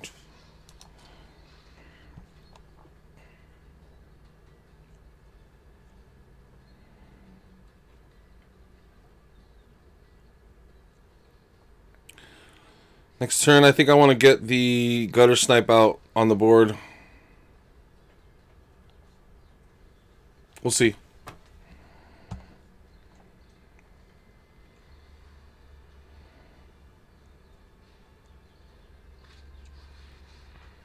Okay. Definitely gonna be using this now. And swinging in with everyone. Why didn't I swing in last turn for 2? I'm not sure why. That was obviously a mistake. I think yeah, mental lapse. That's fine. They would have been at 8 right there. That's my fault. I think I thought that this creature had something in front of it, and it didn't. It's a wall, and I literally didn't swing into it. I would have gotten in for. They probably would have blocked. Who knows? They might have not. I mean, like, I don't even know if they would have blocked. Like, I'm assuming that they would have blocked, which would be, you know, it's a mistake to assume anything really. So, dude, that GG. They didn't have any answer for this. Like, I really don't see how I lose this. Okay, so they stopped that. That's fine. Like, I'm glad for you, man. I'm glad you were able to shut that down. Unfortunately, it's not going to matter, and if I would have done my job, it wouldn't have mattered, but it doesn't. It doesn't matter. There you go. We'll win with that. GG. Dude, this deck is great. Okay. Let's calm down here. Because keep in mind, the first one hadn't won or lost any matches. Our next opponent, it's only won one match, so our next opponent has not had any losses, and they've won 2 games in a row. We're gonna see a seriously good deck here. Let's do one last tune-up. Now, does our deck need to play Lina, Selfless Champion, to win? No, it doesn't. Could it potentially be caught up with this card? Yes, it could. This could actually hitch it up. Let's get that thing out of there right now. The deck is running like amazing without it. We don't need to mess ourselves up. Let's not do that. So, we don't have any other cheaper creatures, which would be ideal. It would be ideal. Short of creatures, we do have...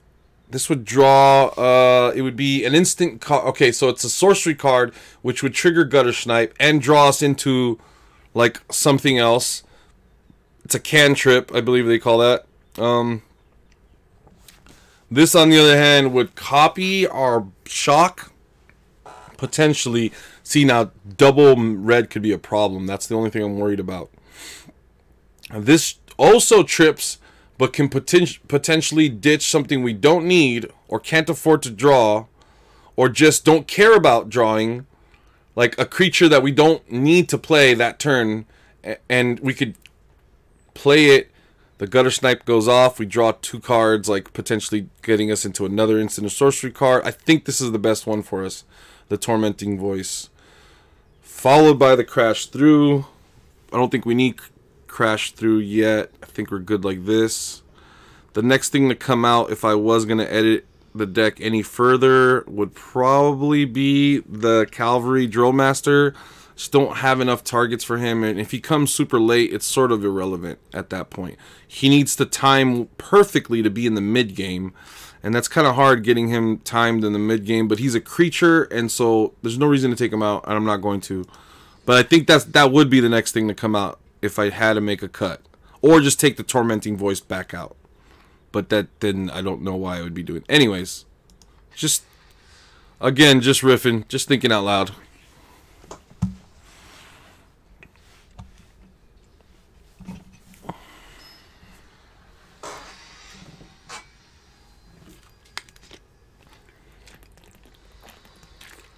Our next opponent hails from Japan. This is not a keeper. This is not a keeper Sutherland. This is a mulligan. I guess we keep this. Oof. My instincts tell me it's not land, ditch it.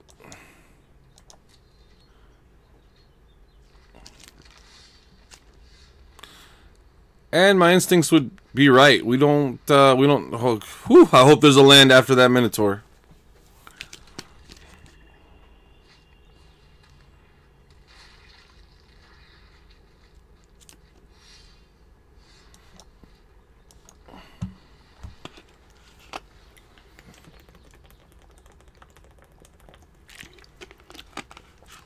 If we play that Goblin Motivator out, it looks like it makes us look weak, like we didn't have a plan, like we're recovering from a bad hand.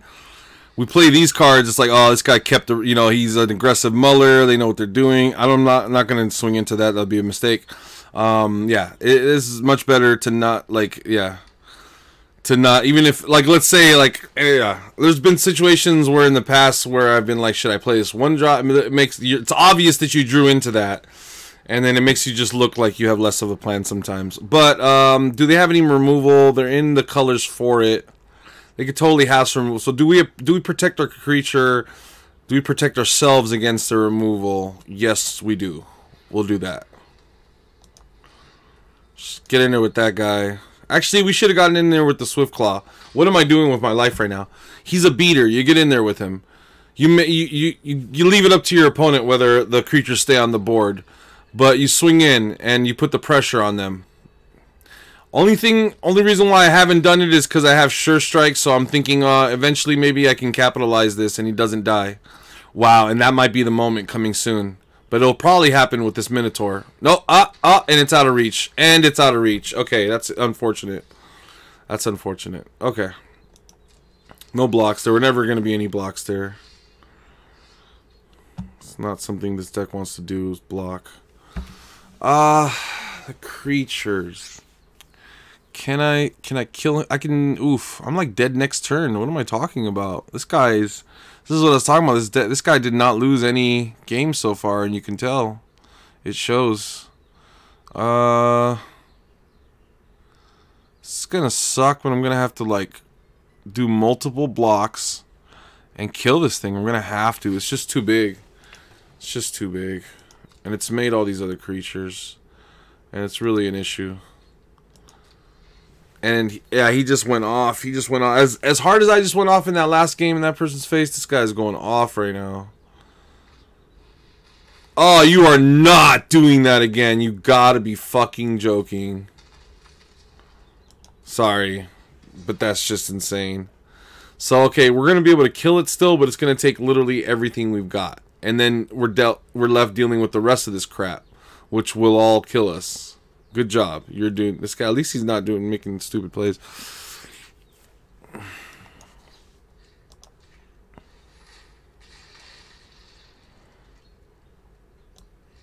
Six, 7, 8, 9, 10, 11. Pray for no pumps. If this guy pumps or he does something crazy, we just scoot right now. There's just no point. It's gonna kill everything we have anyways. This is ridiculous. Well, what's he doing? This guy has full control set up. He had to pass priority in between his first strike and his normal strike damage. And I don't have any way of recuperating from this. He played too many enchantments. He shouldn't have gotten all these cards. I wouldn't have had to deal with any of this stuff, and just the one creature had he not. Dang, dude, he just comboed so well in my face. It's insane. It's embarrassing how well he just comboed. I'll play this just so he could see that we ain't no slouch. And then I will stop wasting his time. Ah! Okay. Again, like I said, I wanted to reserve any sort of like too much celebration because, you know, and I didn't want to get ahead. I told her, let's not get ahead of ourselves because I knew that we're going to be facing some really good decks. Now, the next deck that we face has lost a match, and if they've lost a match, if they built a deck that is capable of losing a match, I'm gonna beat them. Now I'm gonna get a little bit cocky here because I'm gonna say that I can beat that 2-1 deck. I can beat it. Ako Saltom. Okay, another potentially. Okay, this is a really good hand. I love our deck. Ashton Williams, hi, I have a fire and light deck. Oh, that's lit, dude. That's lit, Ashton Williams. Okay, let's do this. Let's keep this hand, obviously.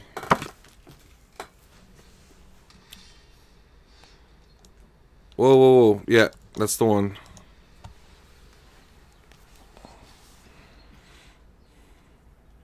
Fire and Light is awesome, dude. That's a blue and red deck, I believe. Wait, Fire and Light is blue and... Is that the blue and red? Maybe I'm thinking of a different deck. What's Fire and Light? Does that run Arclight Phoenix? And Flames of the Firebrand? Fire and Light? My house got destroyed, so that's why I've been gone. Oh, Ashton, dude. I'm so sorry to hear that. So sorry to hear that, dude. I hope things are going smoother. It's red-white. Oh, okay. Oh, you mean you're calling red fire and light white? Oh, got you. Okay, sorry. I thought you meant Flames of the Firebrand and Arclight Phoenix, which are two cards that are in standard right now. And usually how people name their decks is based on like the names of the cards that are in the deck. Okay, I feel like I was rushed at the Emmys. Like they're like, and I was trying to take my speech, and they just like cut me off. This is a hard choice though. Hard choice. I don't want to sacrifice the Leonin Vanguard, and I do want to get in there, and I do want to play this card. But I don't want to waste the benefit I'd get from it. Sorry, that was actually... I'm sorry. I had to think about that for a second. And I also was talking to you and making a joke, so... Combination of the three delayed me.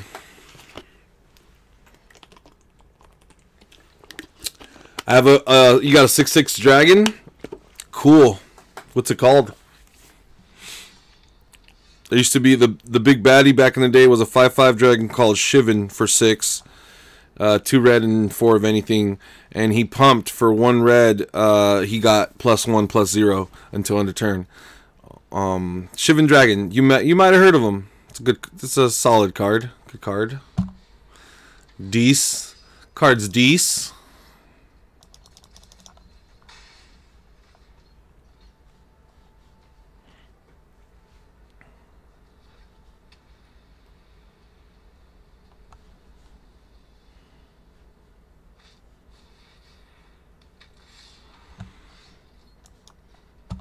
Alright, I think we can get, we got 2 options here, obviously, but this guy's going to start causing some real problems for us, so we need to hurry up. So we'll put this out. It hurts, it pains me to not be able to swing into that. There's no, but if he were to block, I should have kept all my mana open, hope that he'd block, use the Trumpet Blast to kill it if he did, but we're going for the long game. We're going for the long game. You have to do this sometimes when you run these types of decks, where you just have to not rush in with your creatures, because it'll be more damage later if you just keep them around. Okay? Nobody panic. Nobody panic. Really, we just have one option. It's still the long game. We could do this. We could swing in right now with these 2 creatures. Or with all creatures. We could swing with all creatures and offer them a half a trade, sacrifice one of the creatures. It's already the bad route, right? That already sounds bad. So let's just get in there, get our creatures on the board. He needs to keep his creatures back just for defense, unless he wants to take just a tremendous amount of damage. So he sees that he's keeping us back. He may keep his creatures back, which is awesome. That builds more. That gives us more time. If he gets us to discard this card, sad face, that's bad. If he doesn't, we're potentially going to win the game right now. Unfortunately, his creature does have... Oh, he's setting up for that enchantment. He's going to play it right now. He's going to draw a card off of it and play it. He's going to get another creature off of it. That creature's going to get bigger. He's going to have 4 creatures. Wait, you didn't cast it on him. That was the wrong thing to do. That was the wrong thing to do. You didn't make yourself another creature. You're going to need that guy to block with here in a second, bro. He doesn't know that yet, though. But he's going to wish he would have had an extra creature to block with in a second. 1, 2, 3, 4, 5. So that's 5 times 2. That's 10 damage that it's adding to the board. I wish he would be tapping his creatures, but he's not, unfortunately. It doesn't look like he might not. Looks like he might never tap his creatures. So we have to assume he's going to kill the gutter snipe, and he could potentially double block here, which means that we'd get in there for 5, 10, and 14 damage right now. So we just swing in. This could be it. If they block the way I think they may block, which is 2 creatures here, 1 creature here. Or they could block here. Either way, actually, if they block 3 creatures, spread them apart, and it would be on, like, let's say these 3 creatures here in the middle, then we don't get in there for all the damage we needed to. Let's see how he chooses to block. That's all that matters. All that matters is how he chooses to block. That's all that matters. And he's choosing to block. Oh, that's it. We win.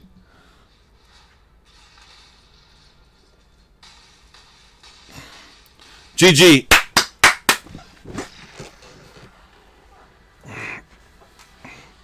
So he did not choose to block in the way that he needed to not die that way.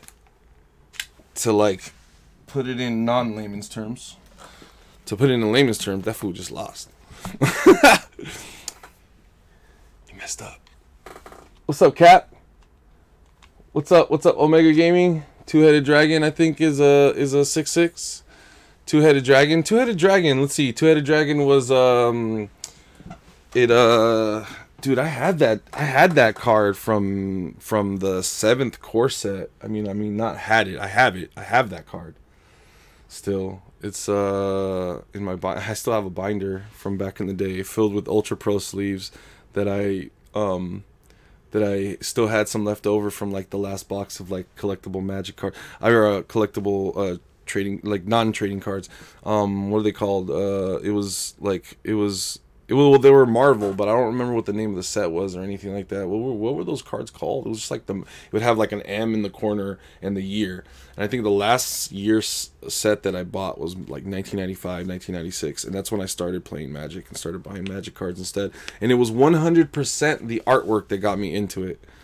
100% the artwork. I always liked to draw and paint and things like that as a kid, and I love dragons, obviously. Who doesn't? And so the two just, and then I'm like, you could play a game with this? And so I'd play with my mom, and it's really funny because she would totally be cheating. She like looking back on it, like she wasn't playing her interpretation of the rules was not accurate. But I don't know. In her defense, it's somewhat of a confusing game to play, but it's just really funny the way she'd always interpret the rules to benefit her. So I don't know. I've always felt like she was cheating. Onslaught, yeah, I played Onslaught. I think Onslaught might have been literally the first set of cards that I bought that were non-core set. I remember it was at Toys R Us. That's like not that far from here, and I bought the last like 2 or 3 packs of Onslaught that they had and some core set that they had, and it was the first time. And I opened them up and I was like, oh, this has a black rit. Like, I didn't like the black because it didn't match any of the other cards that I was collecting, and suddenly it felt like it was like off. But then I quickly realized that at the time, the core set were the only one that had the white border. So that was actually white borders are the weird thing, and of course nobody likes white borders. Looking back on it, like, I was just a kid though. I didn't know anything. I just thought white borders are what I'm used to. They even remind me more of like, and it feels like it almost feels like a playing card, and it looks, with the white borders, reminds you very much of a playing card. And so aesthetically, in my mind, it's what I wanted to see, I guess. And so when I opened this card of Onslaught, this pack of Onslaught, and I remember it's being labeled as expert, and I felt like I was like, ooh, you ain't expert, bro. What are you doing? What are you doing, man? Stop. Go back. And then, I'm like, shut up. And I opened the pack, and it had the black borders, and I was like, oh, see? You weren't supposed to do that, man. The borders aren't even the right color, bro. What are you doing? And I'm like, I said, shut up. It's going to be fine. And I never looked back. Great. Black borders ever since. Black borders ever since. Been living that black border lifestyle. Anyways.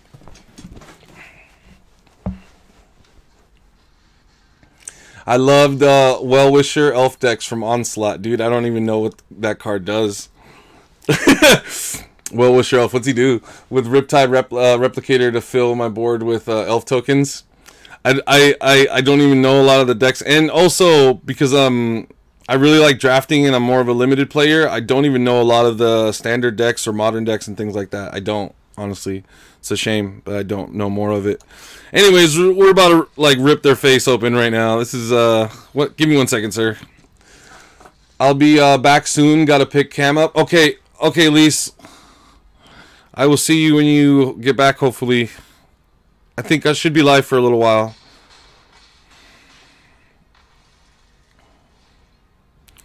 All right, where were we? Yeah, good times, man. Good times. Good times. Okay, so we win now. We just win.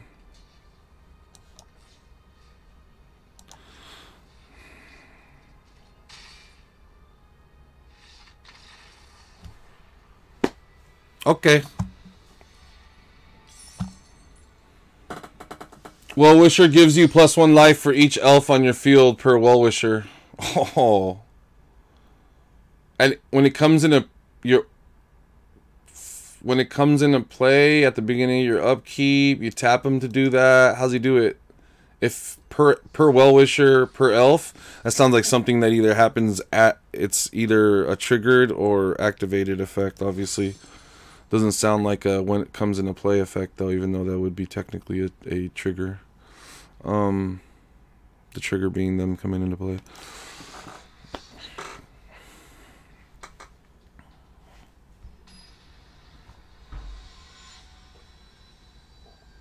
Tap well-wisher, okay.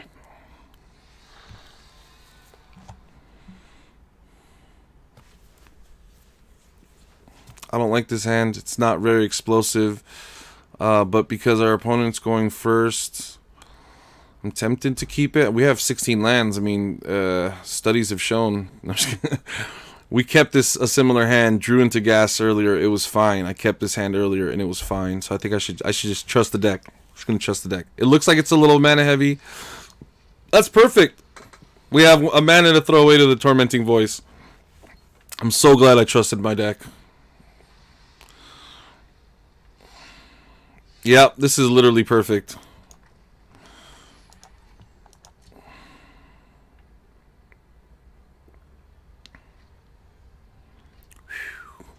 Beautiful. Gorgeous. Just gorge.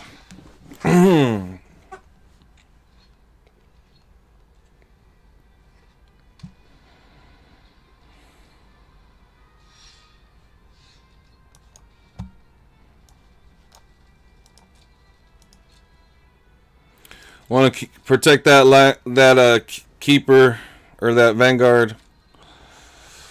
So we're gonna swing before dropping anything. Just, you know, he doesn't know what we have, but we can probably protect it if we're keeping mana up. So you should always be playing your creature second main, anyways. I get lazy though sometimes, just throw them out. It's almost like disrespect at that point. It's just like, but. It happens. It happens sometimes. Not out of disrespect, but just because it does. I should have thrown the creature out just because I would have had 3. He would have gotten +2. That was a way rookie move. Really selling the whole, I've got something that I'm keeping mana up for, though. Look, really selling it hard now.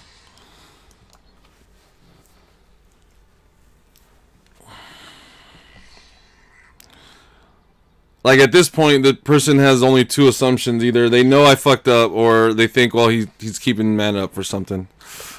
It's really the only thing that you could be thinking. It's okay. We'll do it. We'll just put it first main this next turn. It'll be fine.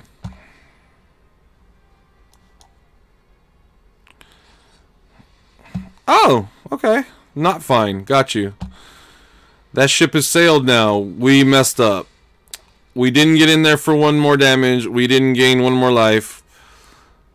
Will that be our undoing? Time will only tell. A gap spread of 2 damage. Oof. We're getting further and further away from us ever. There's no more things to pitch our extra lands to. So we can do this. We can even start using some of our sure strikes, but they have too many cards in hand. So let's not get ahead of ourselves. Patience is a virtue.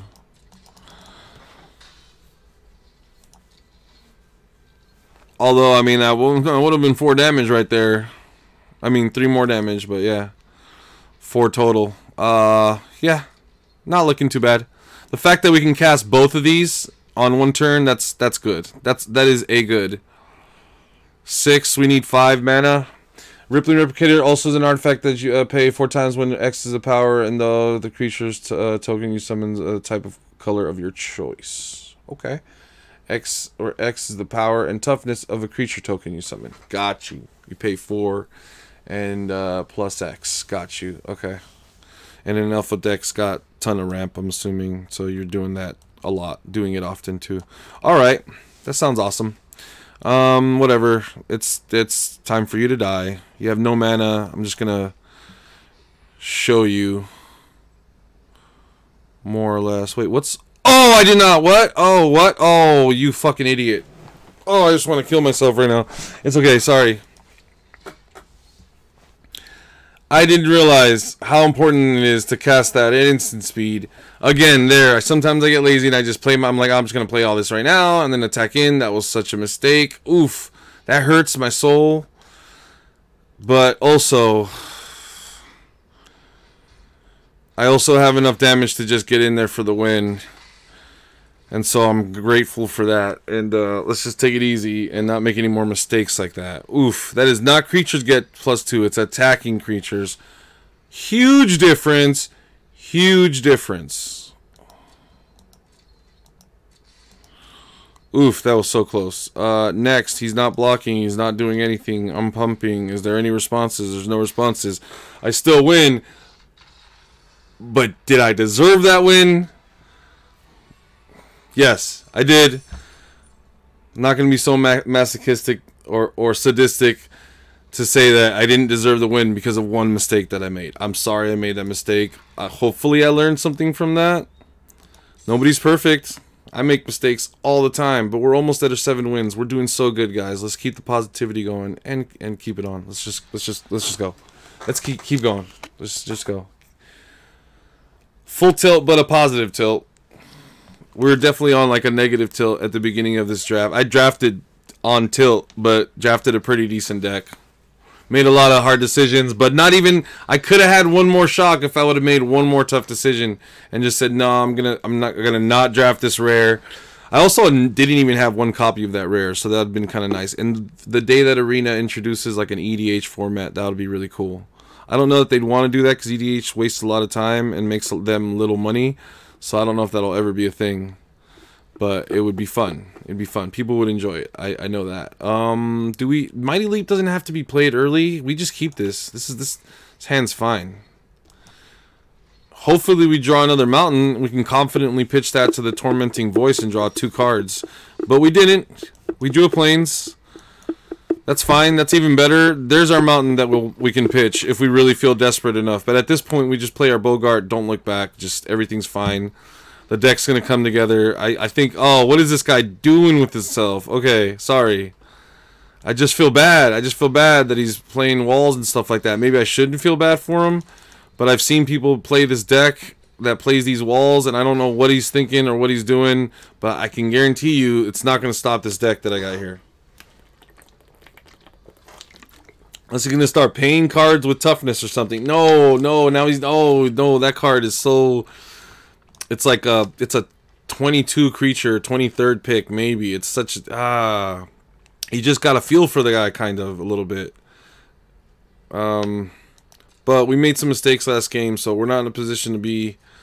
We can't feel sorry for anybody. We just have to... We can't look back. No looking back. Yeah, that's fine. Kill your actual creature first. Yes. Give it Sure Strike. I feel bad for you, son.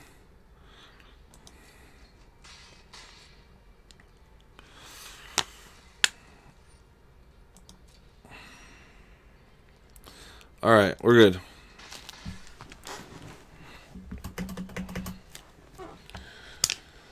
Too aggressive. This deck's too aggressive. I honest to goodness feel bad. He's drawing cards now. He's setting up, but there's no time. There is no time, sir. The time to set up has come. If I draw into reinforcements right now, it's just going to be horrible. I don't even want it. Don't give it to me. Thank you. Like, that's just... That's too much.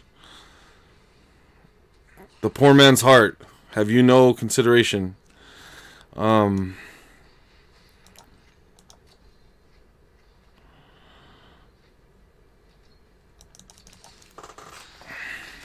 Okay, it didn't happen, so nothing to worry about.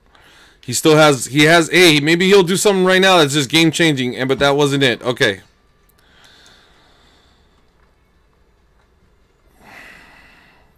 That wasn't it.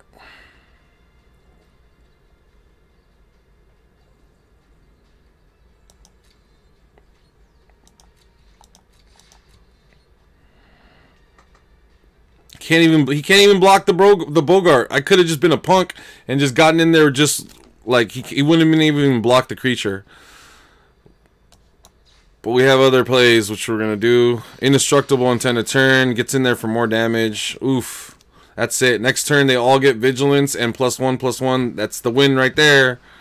That's the win right there. 2 creatures isn't going to even do it for them. Or do we just pump? Let's see.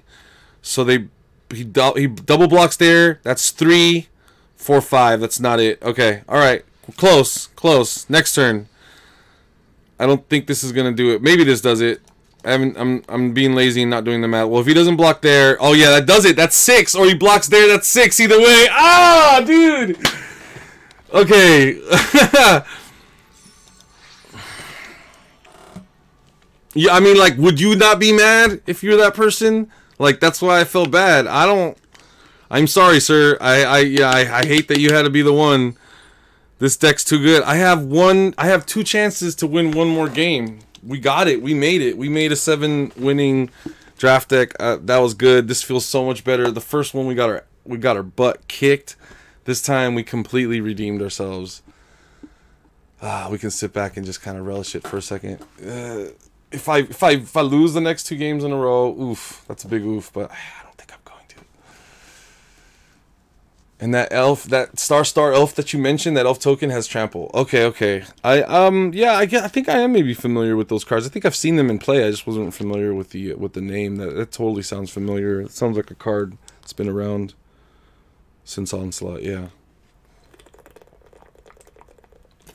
Onslaught was the last set that had the original border, right? Correct me if I'm wrong. And then everything after Onslaught, including 7th core set, is considered modern playable.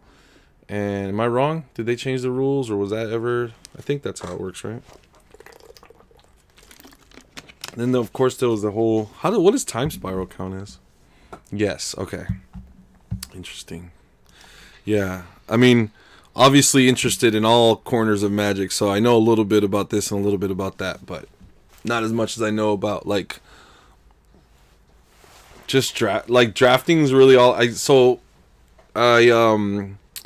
was introduced to drafting by a friend a couple years back, and actually a former girlfriend, and she ended up dumping me because I got too addicted to Magic.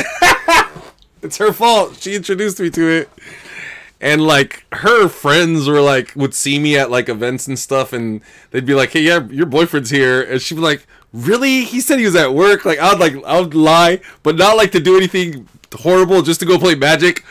Because she was, like, kind of into it, but not, like, as into it as I got into it. So, it was really funny. It was really funny, actually.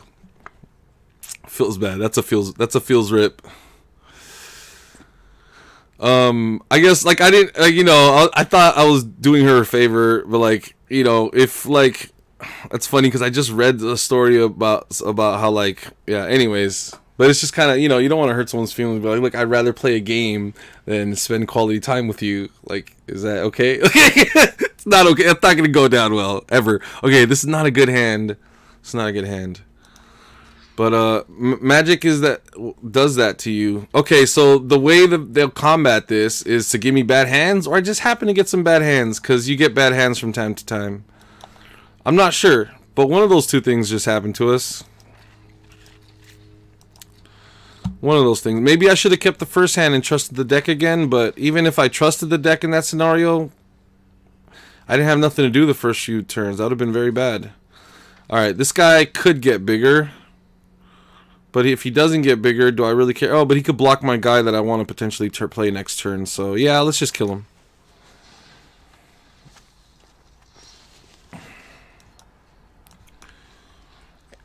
It has a Merfolk legend that gives all Merfolk Island Walk, and it gives them +1/+1.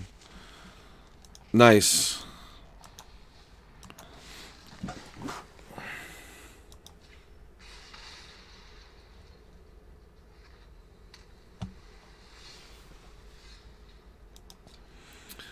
Okay.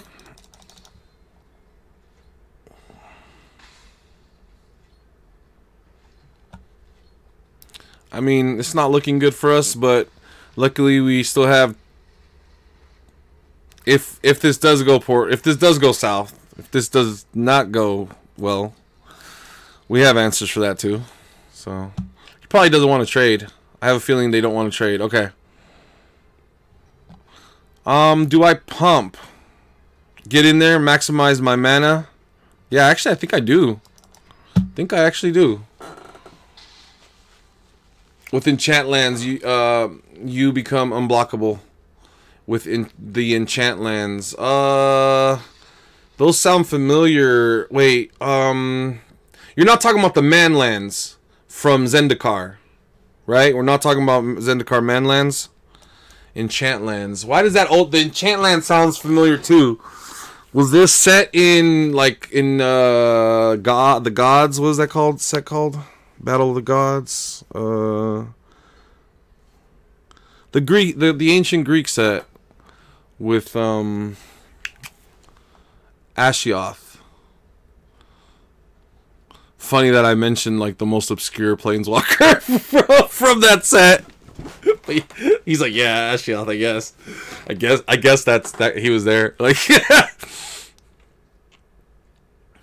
almost turning into a meme. Ashioth's a meme now. Poor bastard. Nah. I don't think I feel like I need to attack into that. They don't want to attack into me. I don't want to attack into them. I guess that's what we're going to do. They're going to get in the air because that's safe. They don't like making trades. And if they don't want to make trades, that's cool because late game, I'd like to swing in for a lot of damage with more creatures. So if they're going to not want to make trades, that might be good. But stop doing this to me, deck. Come on, I just need some lands. Can I get some lands? Please. Alright, that's a big oof, man. That's a big oof. I can block a 3/2, which I will do. I'm not gonna sit here and take 3 to the face. I'll block that all day, and take the 1 for now. Take the 2 for now. Ouch! No, and you're gonna draw more cards. This is scary, and I'm over here with no cards and scared. Turns an enchanted land into another type in case an opponent lands to an island. Oh, yeah. The one that turns it into a swamp, for example, like turns their lands into a swamp. It's called Tainted something, and I think it came out in Phyrexian. Phyrexian. What was the name of that deck or that set? Okay, cool. I know what you're talking about now. And then also Zendikar had the lands that turns into an island. Turns a land into an island. It was called like. Something I don't even remember what the cross spell. Okay, see, I knew Enchantland sounded familiar.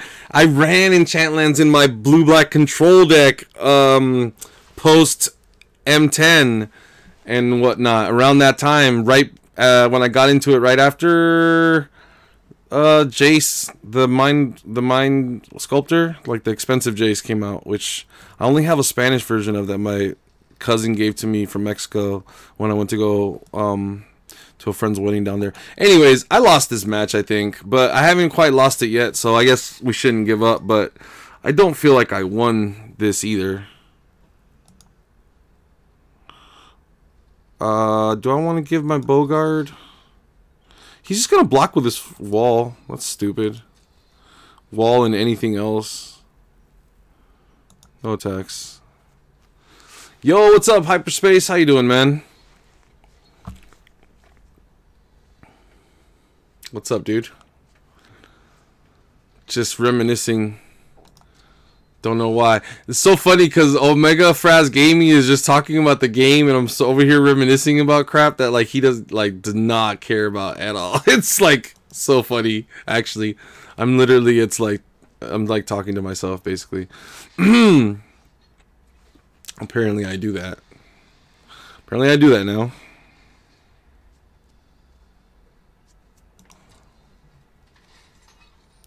This on PC? Yeah, it is. This is Arena. I know, the UI looks like all those tablet games that they came out with for smartphone games and whatnot that they came out with for a while. Duels, but it's not. Surprisingly, it's not at all. Oof. This is... If we hurry up and maybe get rid of something... Nah. We got 16 life. They're at 11 somehow. We're actually still doing pretty decent. They're the most passive person in the world. not wanting to make trades and running wall of miss. So there's an actual chance that we could come back from this somehow. Don't ask me how that's even a possibility, but it looks like it's a thing. I wish they had a PlayStation 4 version, as do I, just for the sheer player base that they'd introduce. Like, why Wizards of the Coast doesn't want to make more money and do that. I watched so I've been subscribed to Brian since he first got on like GoFundMe, and so funny story, which I don't mean a name drop, but like it doesn't matter. Anyway, some guy, I watched his video. He's famous. Everybody in the Magic community knows him. If I say his name, it's gonna seem like I'm trying to clout chase. So it's at this point I don't even want to say his name, but everybody knows who he is. But I just know him because he played Magic at the same store that I came from in Pacifica, California, and he doesn't live there anymore. I think he moved to Seattle now or whatever. But anyways, I haven't seen him in a couple years. But long story short, he made a really good video about what Magic should do if they don't want to make money, and what they can do to make sure that Arena is not a success, which is obviously a satire, you know, supposed to shed light on all the things that they could do to make money. And one of the things is, you know, the game is ready to adapt to other platforms, and the UI is perfect for it. Anybody can get to learn how to play this really quickly. I recently introduced a friend that had never played Magic to this. It's like, I think it's his favorite game now. And I explain, I mean, I think it's a great game. I think in the future, I think I could see myself playing this game till I die. So there's a lot of money to be made. The faster and easier you put it. If I could play Arena on my phone, which I know is technologically possible, why haven't they already made that a possibility? And why aren't they already making money off that? It's almost criminal. Isn't their job to make money? It doesn't even make any sense. It doesn't make any sense. Literally makes absolutely no sense that they don't do these things. And I hope that they do. It would be really nice if they would. It'd be much appreciated. Like, it'd be super appreciated. Yeah, it's a good video. It's a good video. Like, you know, Wizards of the Coast has to watch these things. They have, if it gets enough, you know. I got nothing bad to say about Wizards of the Coast. Apparently, a lot of people on YouTube do. I didn't, like, I don't know. I'm not like one of these, like, as cynical as I am, I try to call it as I see it. Sometimes the set's kind of vanilla. I don't really like it so much, some of the things, but you won't find me, like, getting my arms up in the air, like, upset about the set. I'm just not one of those people, because as a limited player, I don't care. I don't care. I'll work with anything. I'll work with sand, you know, and make a sandcastle. That's what we limited players do. I know a lot of these sets don't have a lot of value for standard players, but as traditionally a non-standard player, it doesn't matter to me. I just go to pre-release events and FNMs and the drafts that they have on other off nights, and I just play a lot of limited, and I always trade in my packs for store credit for sleeves, because as a limited player I go through a lot of sleeves, and that's it. That's the life of a limited player. I used to try to I had dreams of maybe making it pro before, just because I grew up in an area that has a lot of pro players, so it seemed like it was a possibility. A lot of people that are really good at Magic at my home store and in the stores around my store, friends myself that own Magic shops and opened up Magic shops. Then, like, my cousin in Mexico that I hadn't talked to in so long, he had a Magic shop, and he came out here. We'd go to events, we'd go to like Vegas together, and we still do shit like that still as friends, and it's awesome. And that's kind of how I look at it now. It's just for fun. But for a while, oof, I played competitive limited Magic 7 days a week, because in the Bay Area you can do that. You can do that. It's awesome. You got Channel Fireball in San Jose. You got Games of Berkeley. You got now. There's Cards and Comics, which I used to play in San Francisco back in the day, but it was terrible, tiny shop, but they were sanctioned, and they had, like, you know, they had events, but it was just like not enough space for everybody. And then eventually, this guy D, he opened up Versus Gaming over in another district, but I always go to Anime Imports, which is my home store, and the competition there is insanely fierce. Like, no joke. Like, some of the best players that I ever played with. My first draft I ever played, in my first pod ever, Louis St. Vargas was there in the pod with us, and I lost. I played Louis like second round. I don't know how I won the first game. My deck was terrible, and then I got stomped out. And some person was like, "Do you even know who that was?" And I was like, "No idea." And it was Louis Saint Vargas. And why did I just accidentally attack in there with that creature? I didn't mean to do that. I tried to cancel. I thought I hit cancel attacks. But anyways, long story short, I grew up in this area with all these great Magic players, so I got really good actually at limited Magic for a while. Like really quickly, like because there's drafts every night in the Bay. Like literally every night of the week there's an in real life draft, and so few people have an opportunity for that. Like most places, I knew I was going to lose that match, but it was desperation. Most people don't have those kind of opportunities. Most people have, if at most, they have one draft a week, and that's Friday. And here we're super spoiled. They opened up a place called End Games. I should go talk to them about. I don't know what I would talk to them about, but it's so funny that they're called End Games. Yeah, they're called End Games in Oakland, which I've never been to, just because like there's too many good shops around that's closer to me. I live on this side of the Bay, San Francisco, which is just 15 minutes away from Oakland, 15 minutes away from Berkeley. But that's already too far to go because there's already a lot of really good Magic shops from here to there that there's no need to go there. And bars, people get together and play Magic. The Bay Area is like really big, and like the Magic scene is really big in the Bay Area is what I mean to say. Magic is big in the Bay, so really spoiled, really lucky to grow up in that environment. And I don't know, man. It's just like got super addicted to that whole limited scene.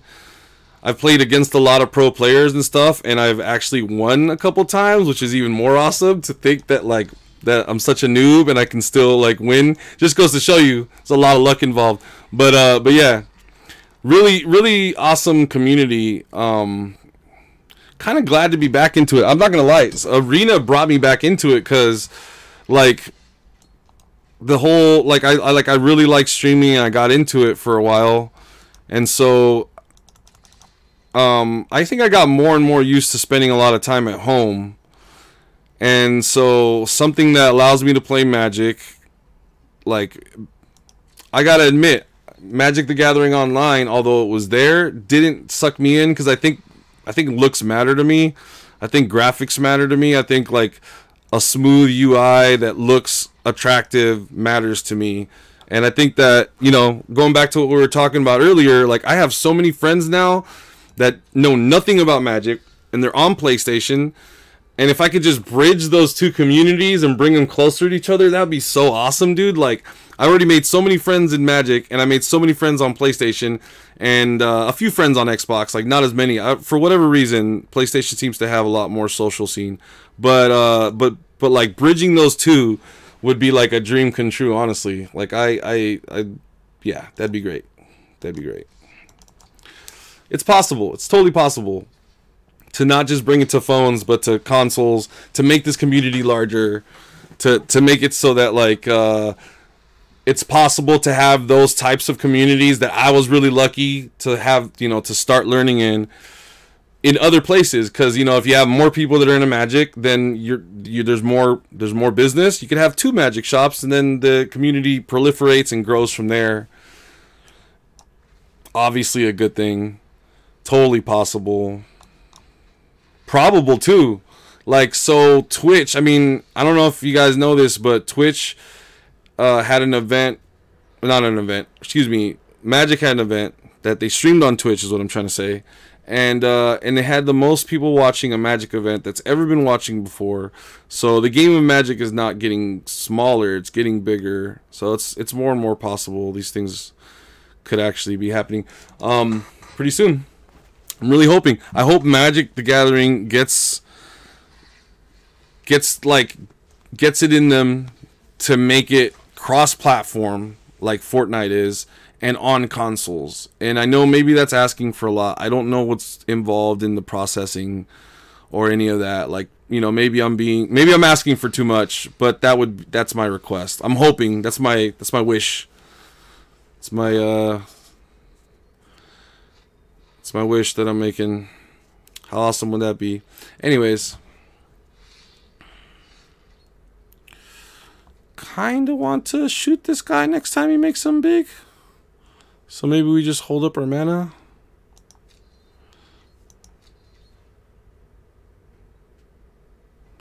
Nah, let's just go like that. Let's go like that. And we'll play this guy, and we'll play this next turn. Maybe. Maybe. We'll see. Do we finish his wall off? So he can't block with that thing anymore? It kind of seems actually pretty good. Anyways. Screw consoles. Phones are way more accessible. Yeah, but I mean, let's not turn our backs on the consoles. I don't think we should turn our back on the consoles. I got a lot of friends on consoles. I know a lot of people, and if I could play with them, I would play with them. If they would download the game, then I'd play on it, and then we'd all be playing, and then they'd be making more money. I'm just saying. At the end of the day, making money is the only thing they should be concerned about. And maybe they have more integrity than that, and maybe the world has made me like not a good person anymore. But I'm sorry, but I thought that we were all in this to make a bunch of money, right? Nah, but all joking aside, like it would make them a ton of money. And as a corporation, I assume that that's what they want to do. So it just doesn't make any sense. Money, money, money, money. I said money like a million times. But that's all these people care about, right? I don't get it. Like, you would think that they'd be like in a rush. Like they would be, you know, hurrying themselves, tripping over themselves to get this thing onto every console and in everybody's hand on all phones. I'm just saying. It just doesn't make any sense. But okay, whatever. I'm patient. I'm a patient person. I'm going to be playing Magic for the rest of my life. However long that is, probably. You know, you see those old men in Central Park playing chess. That's me, but with Magic cards. And so, whatever. What do I care if it takes some 20 years to make it a reality? It'll happen eventually. I'm also probably going to be playing consoles that long. Everyone has a phone. No, you're right. You're right. You're right. If you have it on phones, who cares about console? Because you're not excluding anybody. But a lot of people spend their time on console. A lot of people have cracked screens on their phones and don't have nice phones and they don't have good data plans. And I don't know, maybe I'm making excuses for them now. Whatever. You're not wrong. You're not wrong. Okay.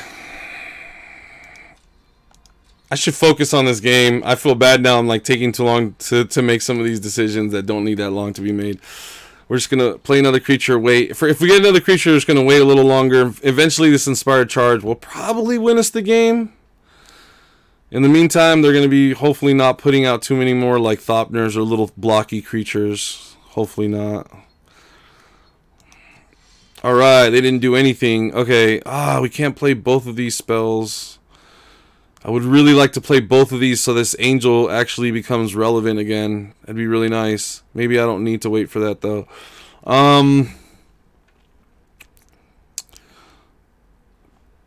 Yeah, he can't block with his... Okay, alright, we'll do this. We'll do this.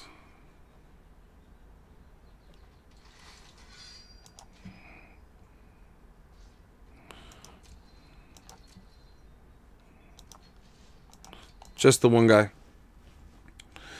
Have I played much? I haven't played a lick of zombie since I helped you. And that reminds me, I gotta talk to ASR. I just got on play. I haven't even been on PlayStation, Lisa.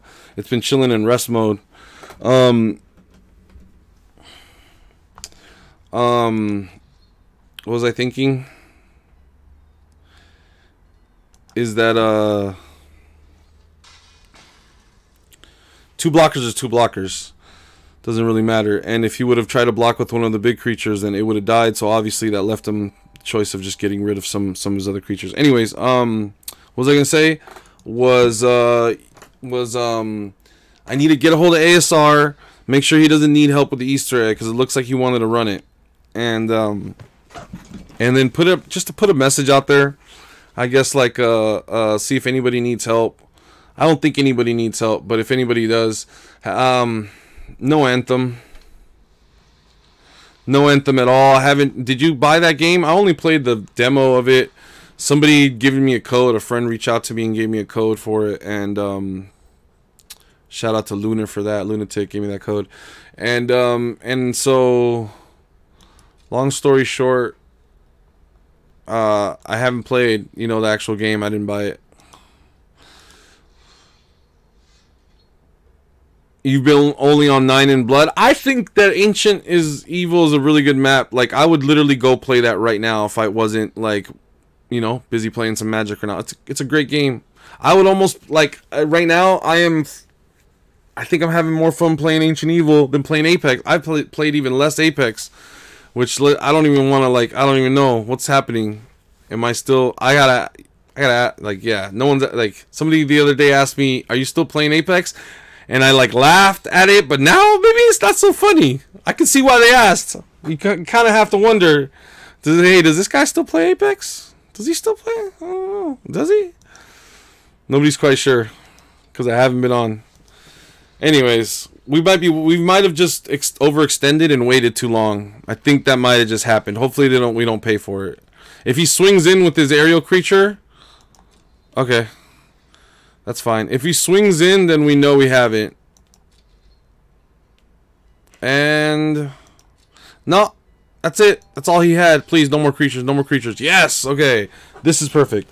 This is perfect. This is perfect. This will make us be able to swing in one time. Creatures are indestructible. This is gonna be awesome. All attack.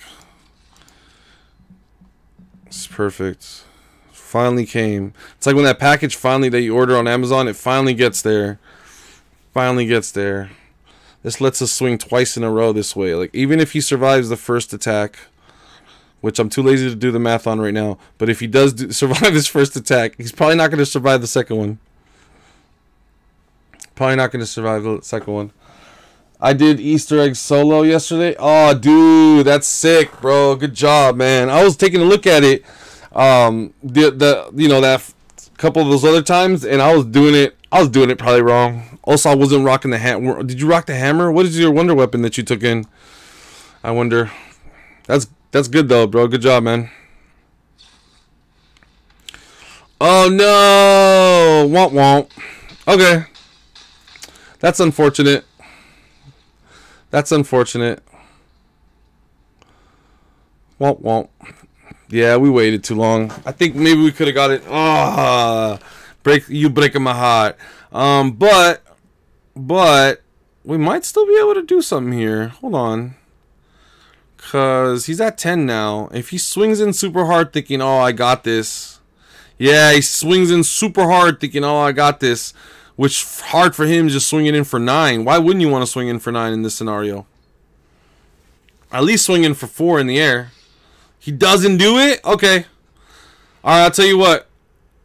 We'll put this guy on the board. Next turn we swing in with everybody. Yeah. Yep. That's it. We put him on the board. Next turn we swing in with everybody. That should do it. I hope that does it, man. I can't. Yeah, I hope that does it. Chakram's only step that knocked me down was the light step. The light step? Oh, yeah, the light steps. So how'd you get through it? That's what I'd like to. Was it on stream? I'd like to go see that, honestly. I didn't see you streaming yesterday, though.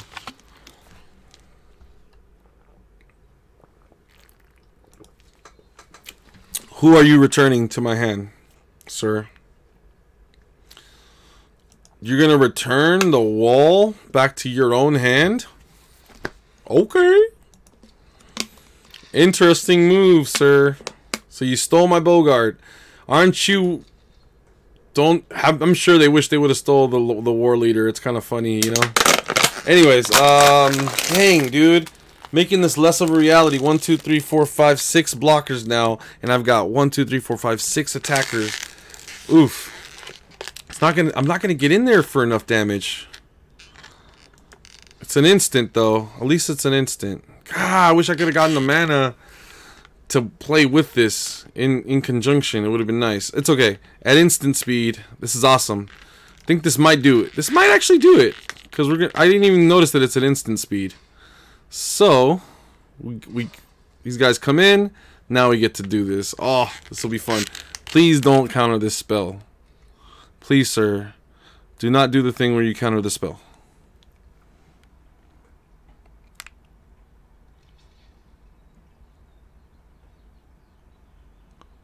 It's no good for solos. Yeah, it's no good for solos. I was just lucky. Dang, that's awesome, dude. That's awesome. Okay, can I play a spell now? Please, sir? Can't I? Come on, man. Let me do this. I gotta do my thing now. Alright, hold still. And, oh, come on. How much damage is that still? 3. That's 6. That's only 6.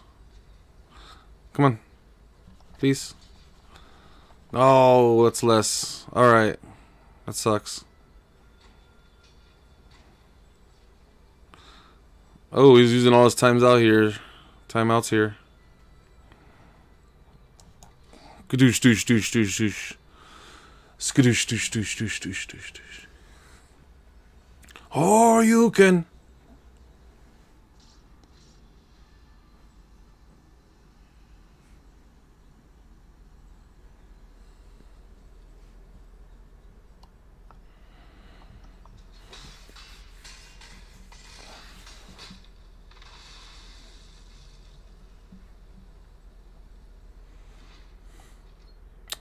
Okay. We still have our best creature, which can still take out their biggest creature. And I guess actually, and we're gonna make more tokens, and we have more cards on the way. Like this is, I think we're doing good. I think we're doing all right. All right, do that. Swing in with just with that guy. That's fine. He's probably gonna die, but if he just makes the extra tokens, he's done his job. The lifelink tokens too.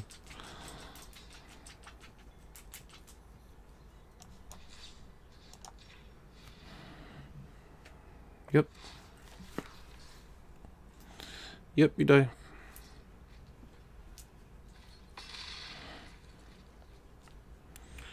And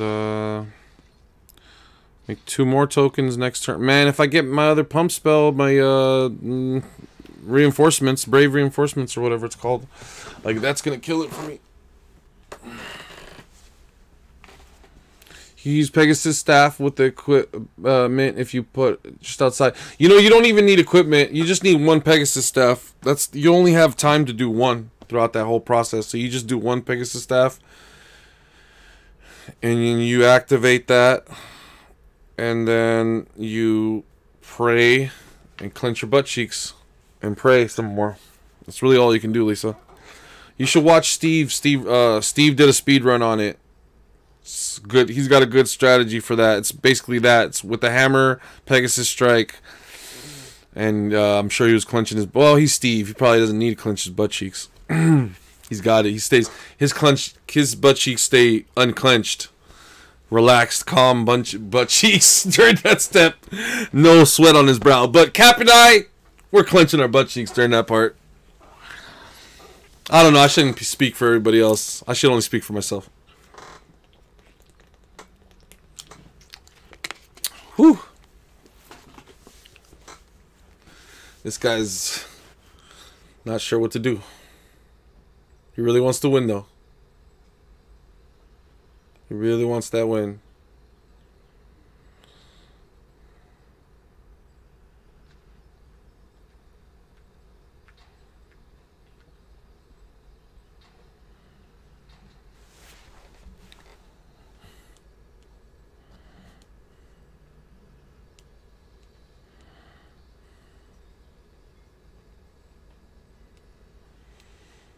I used to pair Taunting Elf with, I remember Taunting Elf with the Venom to clear my opponent's field.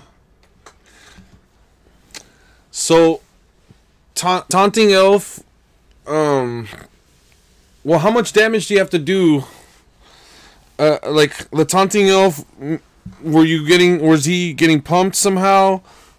Because, isn't Taunting Wolf like a 1/1 elf? All creatures able to block Taunting Elf do so? Oh, but your elves are bigger than... I mean, even if... your elves are pumping each other, probably, right? So that's how it's able to do some damage, because I'm assuming you would only be able to kill one creature, even with Death Touch. Or whatever.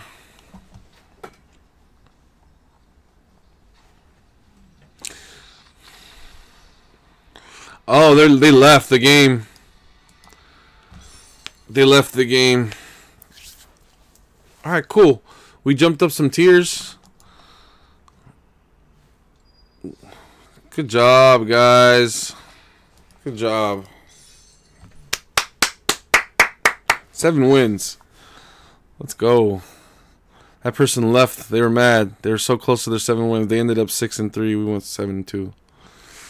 Claim prize. 950 gems. 2 packs. Nice. So we made 200 gems and got 2 packs. Pretty awesome. See what we pulled. See what we pulled.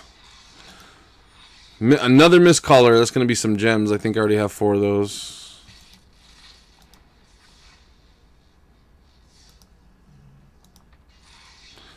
Runic Armasaur. Whenever an opponent activates an ability of a creature or land that isn't a mana ability, you may draw a card. Okay. Okay. Alright, so, wow, dude, we did great. We did great. Do we do it again? Let's do it again. Looking for Nicol Bolas. Have you seen him? Venom destroys creatures that block it. Ah, destroy all the creatures that block it. The Venom does that. So it's like Death Touch, but any creature that... Oh, that's sick. Okay, I see. I didn't know that. That's lit. Litty. I didn't know that. Ah. Should we just draft the same deck? Goblin Instigator is like the best card for the deck if you're going to draft it. It's so good. We could maybe draft some other decks around it too. Oh, Skyrider Patrol. Mana intensive. It's okay. I've beat it. I've beat this deck. I feel like it's beatable.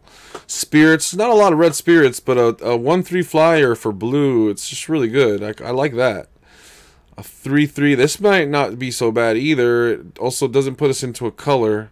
Our other options is like a red blue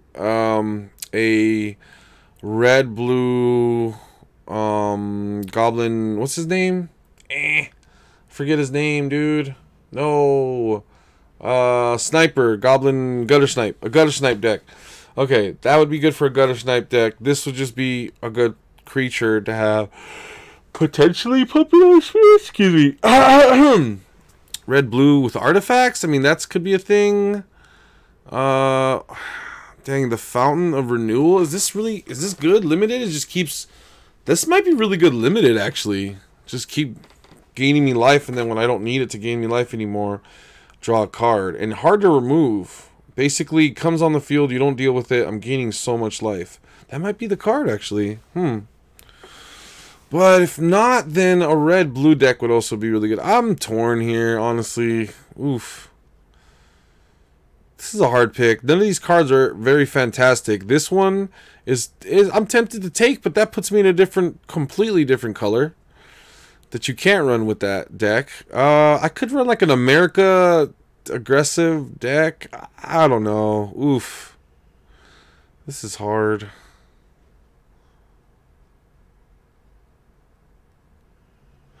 Doesn't need to draw. It just needs to draw their block. Oh, yeah. Okay. It's a 0/1. Okay. Yeah, okay. So the Venom kills them, destroys the creatures that block it. I would like to... I should read the thing, but I know a lot of cards do that. Like, you know, like, it's the wording on it does something that another ability would do, but because of the wording, that's better. You know, I mean, like, if a creature's big enough to kill it, then obviously when it blocks, it's going to die. If the creature's smaller than it and has Death Touch, it'll still die. But if the creature has no power and it's given an ability that just kills creatures that block it, it's blocking all creatures, that'll wipe their whole board. I guess that's the combo you're talking about. I've never seen it. I don't know about this combo. Man, do I take the spores and go red-black? Dude, I'm still stuck on this pick. I don't even know, actually. If I grab this, it keeps me out of any of the colors, and it's really good. I like that. Let's do that. It's a flying 3/3. It's mana intensive, but allows me to stay in the deck that I want to stay in. We're forcing this deck that just devastated, and so far it's good. We got 2 instigators. That's really good. Now, if we're gonna go into another color, nah, we got a white weenie right there. No need to go into another color. Everything's going perfect still. Suspicious bookcase. Nope, don't need that. No, thank you. We could have had a red-blue thing going on. That would have been kind of cool. But we don't, so let's not worry about that. Let's just keep on this gas. I didn't know this thing had an audio cue when you draft it. Interesting. Good to know. Okay. So far, so good. This deck is looking really fire. Oof, the double cast. That doesn't seem like something we want to grab that early. This has got to be better. Tormenting Voice. This has to be better for us. This is a power card. I think it is. I think it will be. I hate to grab this, but we'll run it. We'll have to. Not something I would want to run. Definitely don't want this guy. It's not really the guy you want in the deck. Dang it. This means they can't block. This is the one. That's the one for us. Have a bunch of creatures and they can't block. That's going to be bad for them. In case this goes sideways on us, I guess we got to draft some of these other color cards. I don't like this, but it could maybe, I don't know, do something for us. It's not looking good. I guess if the best card in this deck is in this pick is the Child of Night or the Omen Speaker. We're not in blue. We sort of turned our back on that. Black could be maybe a thing, but this card would be maybe even better actually if we're in black. Actually, this would be better if we're in black. With the Epicure, it would be perfect. It's a combo. All right, we'll draft that combo. Maybe we run it, maybe we don't. The black is still producing some pretty decent cards. I don't know. Know how I feel about this 3-color mess right now that we got. Could end up bad. Oh, whoa, whoa, whoa.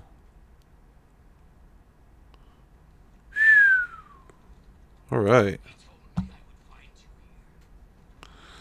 And gutter snipe it is. All right, we're good. I think we can drop the black.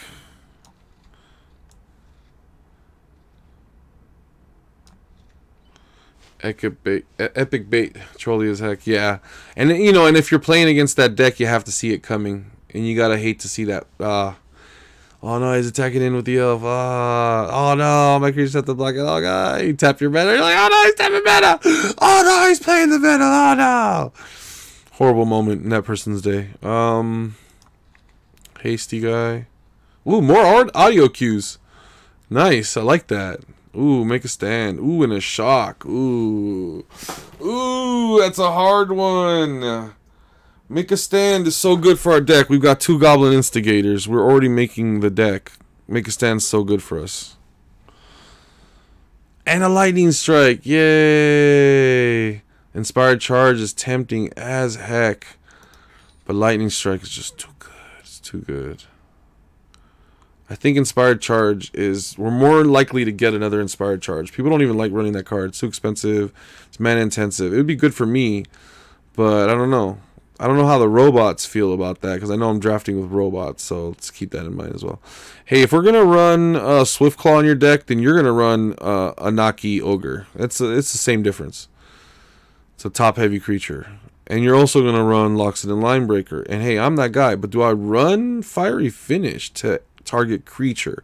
6 damage. I don't like the prospect of having to wait to turn 6 to cast anything. Not in my deck. Sorry, sir. No, thank you. Bogart, love that guy. Welcome back. Good to see you. Another Pyromancer. Of course, always got a seat at our table.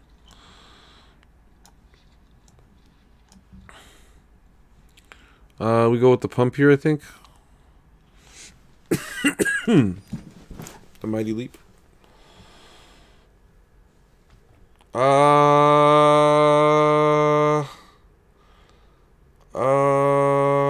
Yeah. Oof, we got kind of some bigger creatures. Maybe the trample draw.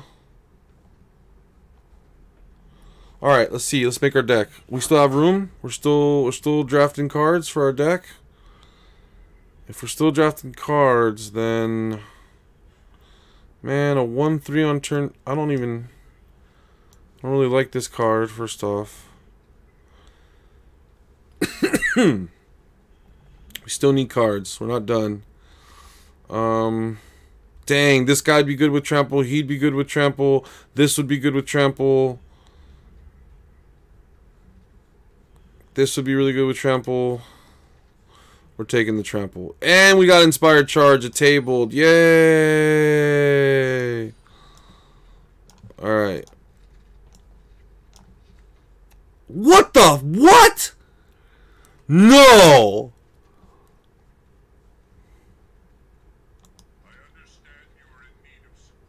Yeah, sure. Thanks, Johnny. Look at this. Sarkin and a Johnny. What the what, dude? And another Goblin Instigator, which is obviously our pick here. And, yep. Oof. This is so good. What? No! No! No! No way! Get out of town! There's no way! Somebody... I want to clip this. This is crazy, dude. There's no way we just drafted 3 Planeswalkers this pack. There's no way we just drafted 3 Planeswalkers this pack. You gotta be kidding me. Like, you actually have to be kidding me. What? Mind officially boggled. Mind officially boggled on how that even happens. I'm sending a picture to my friend. Dude, what? Dude, what?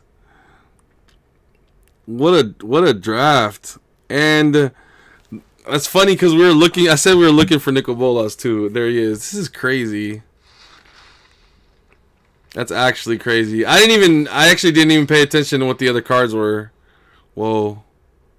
He doesn't say anything, but he makes a lot of noise. And we're not going to be able to play him. That's not going to happen. Dang, that's hecka sick, dude. That is like the most epic. Yeah, it's the most epic. End of sentence. The most epic. Whoa. Whoa.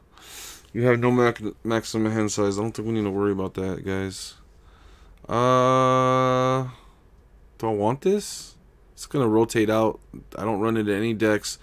There's no Eldrazi's I have to worry about. I don't even see... Yeah. Artifacts aren't really a thing, a problem for any decks that I've been playing against. I don't think I need to worry about that literally at all.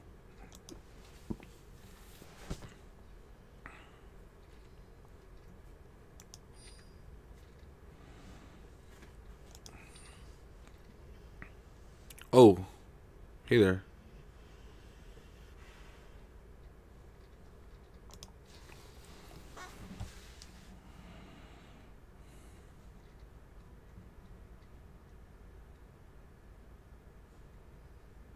I don't need any of these cards. Can't use any of them, really.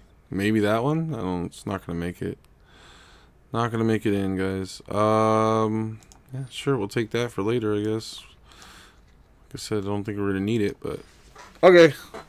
This deck is finished. This deck is finished. Root Snare. Huh. Man, what a fortunate draft. Honestly, jeez. Oh, jeez, Rick. I don't think we need this anymore. It's not bad, though. It's a defender. Yeah, we don't need that. It's going to slow us down. We definitely don't need it. Okay, what do we not have room for? I guess we don't have room for these 2 cards, really. Or that card. But maybe we keep it. Maybe we keep that card. Because it does combo. It does, yes. It combos. It draws. This wouldn't be bad, actually. 5/4. That mean if our biggest creature is gonna be a 5/4, I guess that's okay. But we've got all of these. Actually, that's 7. We're gonna have to cut some stuff, like a lot of stuff. Okay. All right. First off. All right. Let's just. First off. Let's trim down to what we're definitely... Wow, we have a whole playset of Goblin Instigators with Inspired Charge, Trumpet Blast, and Make a Stand. That's GG already. So, absolute value beyond that. Okay, Lightning Strike, come back. Lightning Mirror stays. The Pyromancers are so good too. The one drop in the air seems really good. Maybe we don't need it. Yeah, no, it's really good. It's a little creature and it's in the air. So it's gonna get in there. And it'll be the only one in there. Okay. The Bogart's amazing. Trumpet Blast with Make Stand. It's gonna be great to combo with Gutter Snipe. And the Instigators. Okay. Lightning Mares, no, we were not running that. Lightning Strike's good. The Falcon's pretty decent. Early creatures. We gotta need, so 2-drop creatures we need. And these 3-drop creatures. A 4. And these guys. Those are definitely necessary for the deck. We're at 38. Okay, we got 2 more. Wait, this deck can run 16 lands. And if we're gonna run, I hate to put us in a position where we take out a mountain. So maybe we just take this guy. I don't want to take him out either. He's a cheap creature. He stays for sure. What am I even thinking? Dude, taking him out. What am I talking about? Man, maybe the pump?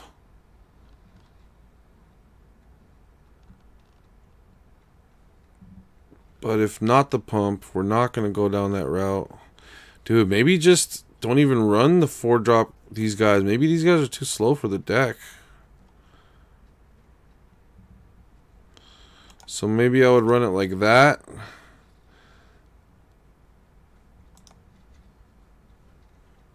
But these are all the things I would kind of want to see in there.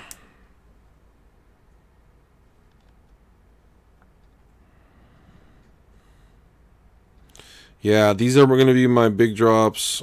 The Planeswalkers are the last things I play, including Trumpet Blast, Make a Stand, and Inspired Charge. I use Tormenting Voice to get there. And in the early game, we need to drop a card. Mighty Leap doesn't make any sense. This card, with all these top-heavy creatures, makes sense, and it draws me a card. Okay, this is going to be our deck. Man, 17? I don't need 17. I don't need 17. The Lightning Mare doesn't need to come out on turn 2 every game, but even if it does, maybe it can. I'll just do aggressive moles. And yes, that's perfect. The 2 is equal amount of symbols, really. There's a little more red than anything else, but we want to make sure we get that white. That white's just as important at the top end. So we'll do 8 and 8. Wait, we got room for one more card. Okay, this just in. What's gonna be our last card? It's the best card for us. This is the best card for us. I don't even think that meant to come out. That must have accidentally come out at some point. Alright. I'm excited about this deck. This is Goblin Instigator .deck here. I'm excited. Let's see how this goes.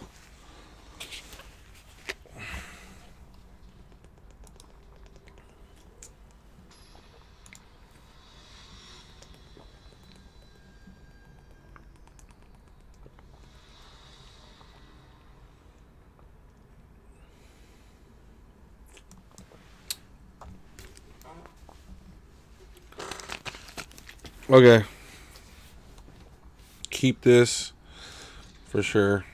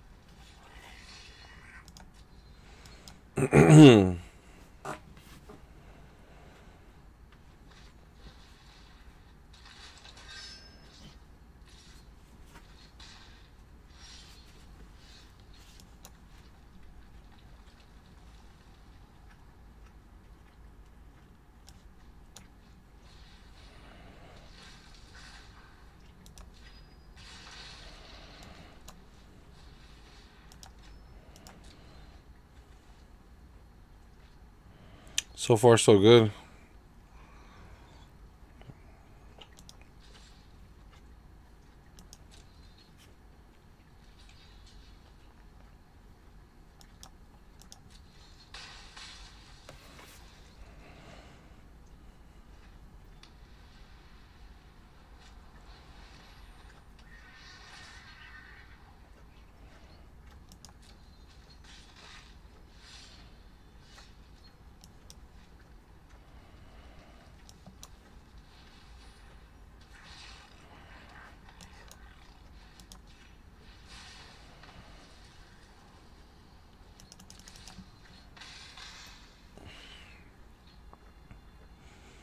Alright, we blew our whole load, so...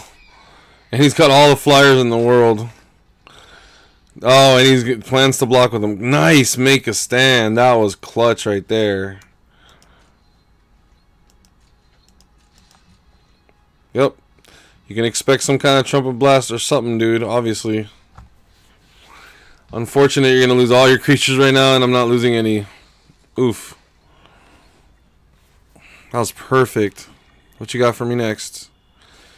Don't let me draw into something. Oh, okay, alright. Well, we're going to keep that in hand, make it look like we got more than we got. In the meantime, beat down the door for 4, 6. Flashing that in. Okay, okay. Alright.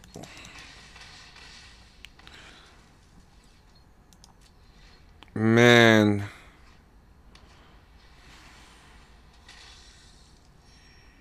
Damn it. Why did that thing have to fly? Ooh.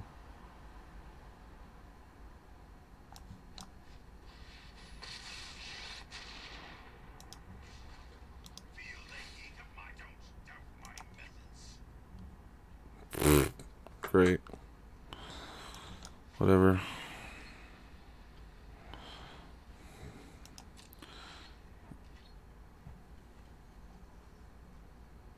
Man, this thing gaining them 3 life really made a big difference. So you're going to kill Sarkham, of course. Oh, what is that thing? That doesn't have lifelink or anything. Oh, shit. Okay. You don't care about Sarkham.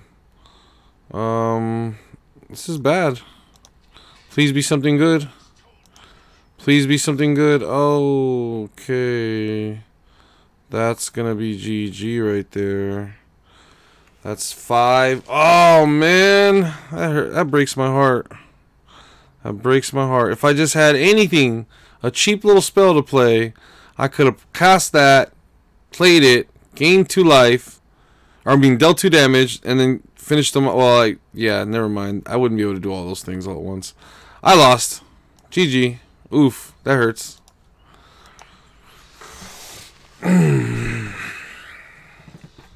I mean, you know, how was I gonna know he was gonna play a 7/6 flyer? That's crazy. Like, that's actually he buffed that guy pretty large all at once. I still feel pretty decent about our deck. I still feel pretty decent about our deck. Maybe this is not the best card. Maybe instead we run one of these cards instead. I actually kind of like this. The gain of life is relevant in a race. It's a cantrip, and it does. It also interacts with Gutter Snipe. I think it's actually better. And what would I bring that in for if I could? If I could. I guess it would come in for the Torment. I like the voice though. In our deck that cannot afford to have too much mana. I think we're actually kind of in a better position this way.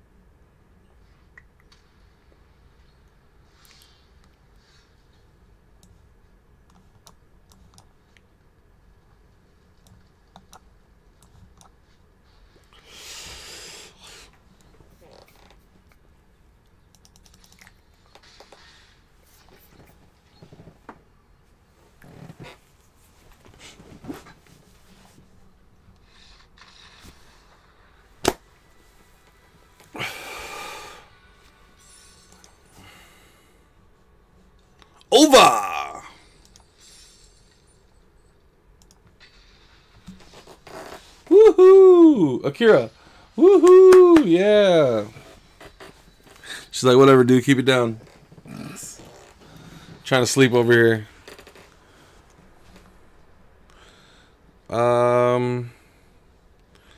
I go first. Oof, man, this is a tough choice. This is where do we put our faith in the deck? Yep, I trust you, deck. Don't make me look bad here.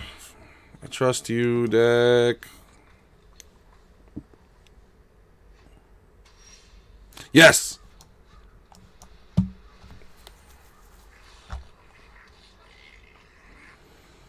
Chess.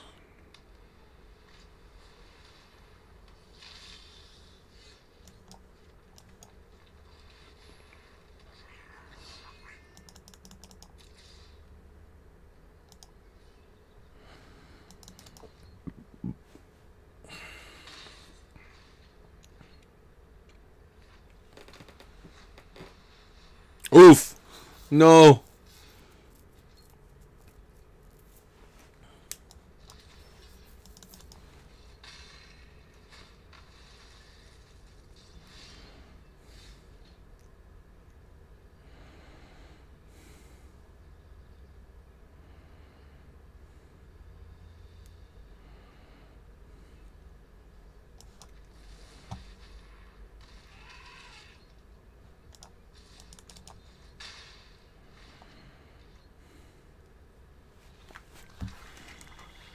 Oh, shit.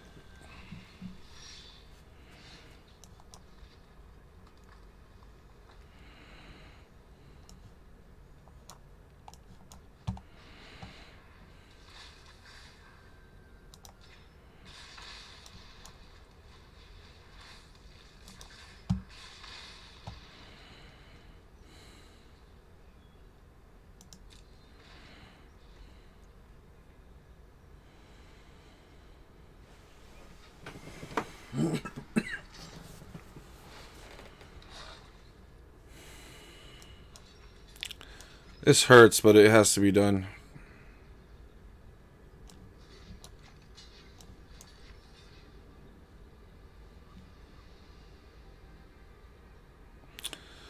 Crap. Just in case. Ah, you're probably just... No, if he has it, he has it. If he doesn't, he doesn't. He did not. He did not, sir. Oh, come on. Every instance? Jesus. No. Not good. Not categorically good. We're gonna have to do that all over again. It pains me. It absolutely pains me. Can we survive on the swing back? I mean, can we kill them on the swing back? They're gonna gain 2 more life. They'll be at 18. We stand to deal. That's 10, 15, 16, 17, 18. That's 18. They'll be at 18. We can deal 18. I hope they swing at me with everything they got right now. Please swing at me with everything. Come on, send that guy in. God dang it, man. So now, do I swing at them with their... They'd have to block. If they don't block with this guy, which they will, then they won't trade. He won't be dead. I'll die on the swing back, I think. Because it'll be... Hold on, I need to do some math real quick. That's 7. That's... they're going to immediately do 6 to me. I'll be at 14. I'll be at... That's... 7. That leaves me at that's dead. I'm dead, and I'm not gaining any life. So do I have to at least kill the creatures. I have to at least kill the creatures, even if I don't trade, because that keeps me at 2 life. Yes, that's at 2 life there, and his creature gets bigger. I take 4.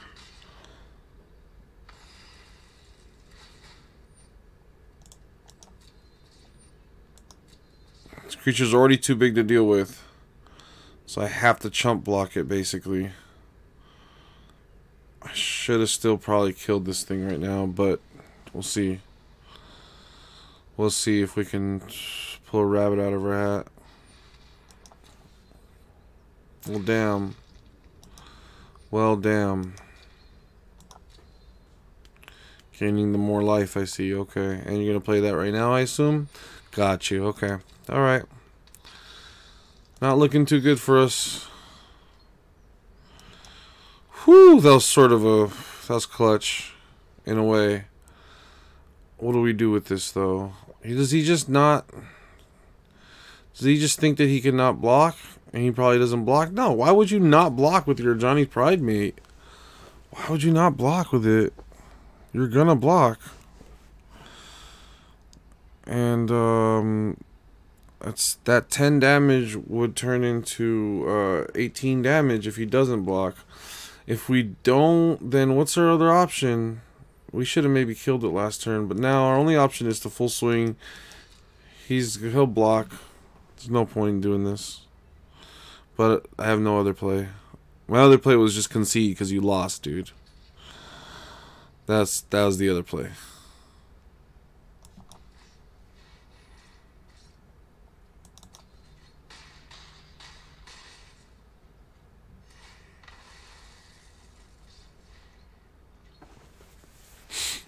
This is bad. He's gonna gain more life. He's doing it already. 2 more lives. And I'm dead. Yep. We could have just saved ourselves the last minute of our life, but it's okay. No big deal. That was rough. Alright, so we're playing people that have lost 2 games. I'm very fairly certain that I can beat all of these people. Do I need to draw the cards? Is this...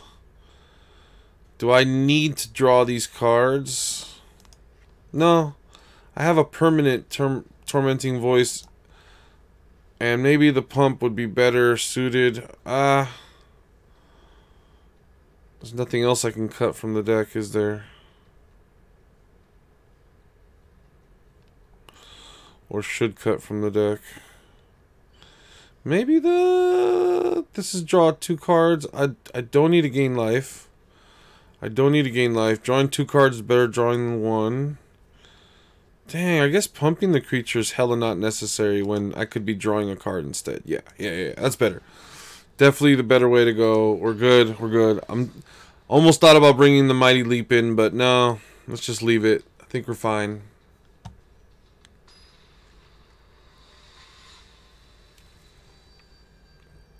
We didn't even get mana screwed because the time where we would have wanted to use the Inspired Charge, we got our second white land by that time. So I think we're dece. This is a terrible hand. But it's got... All I need is just any creatures now. So in theory, it could be not so bad. Save some mana, save the Lightning Strike up, pose like we have the Lightning Strike in our hand already.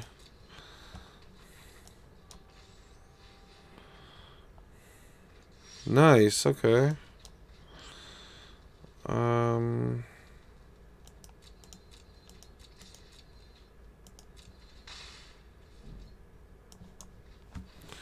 Whatever.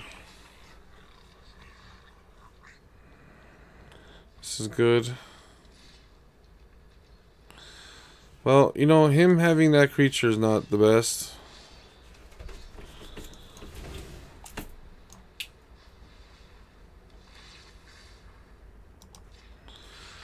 Would I trade? Yeah, maybe I would trade, but maybe I wouldn't be able to stop him from getting through anyways. So, hey, please don't do that.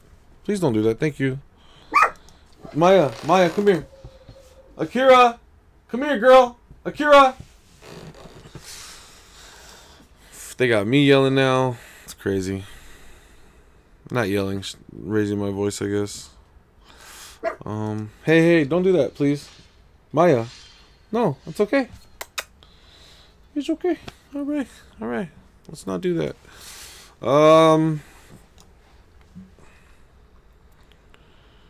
Yeah, I guess he'd probably block, but one of the smaller creatures probably. Ones that he thinks he can block without getting hurt much.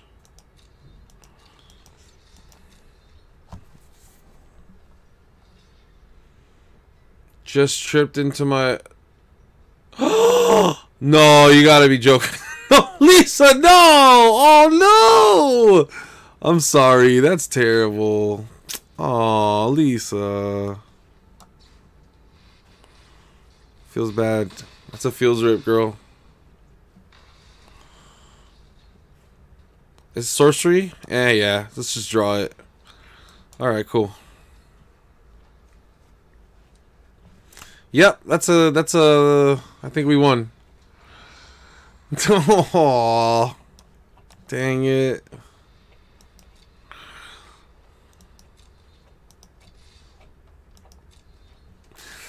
Well, now we know what she's getting for insert the next holiday or occasion here.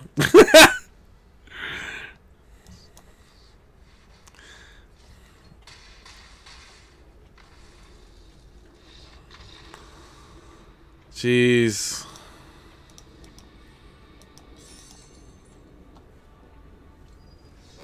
Jeez Louise.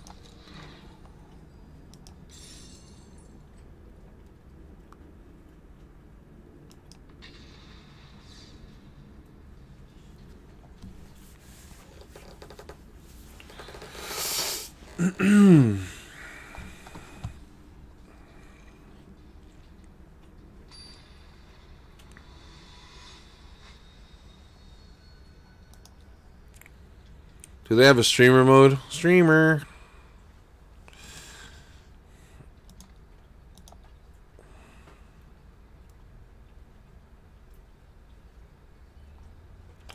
No streamer mode available.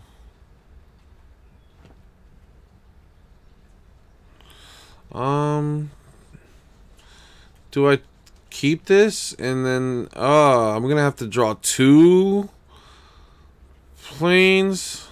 I don't know if this is the good deck, but these cards are fine by themselves, but the Inspired Charge will be a dead draw in hand. Opponent goes first. I think I'll be fine. Like, this is already powerful enough of an open. Oh, yay! Nothing. Yay! Oh, you're that type of a deck. Okay. Let's get sideways on you then. Since you're going up, we're gonna go sideways.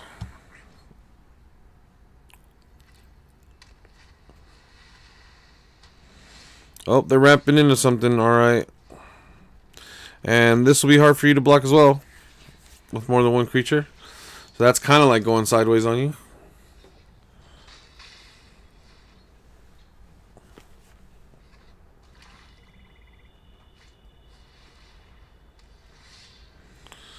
Okay. Well then, how about we get more sideways. And try to take down your wall in combination with our lightning strike eventually here.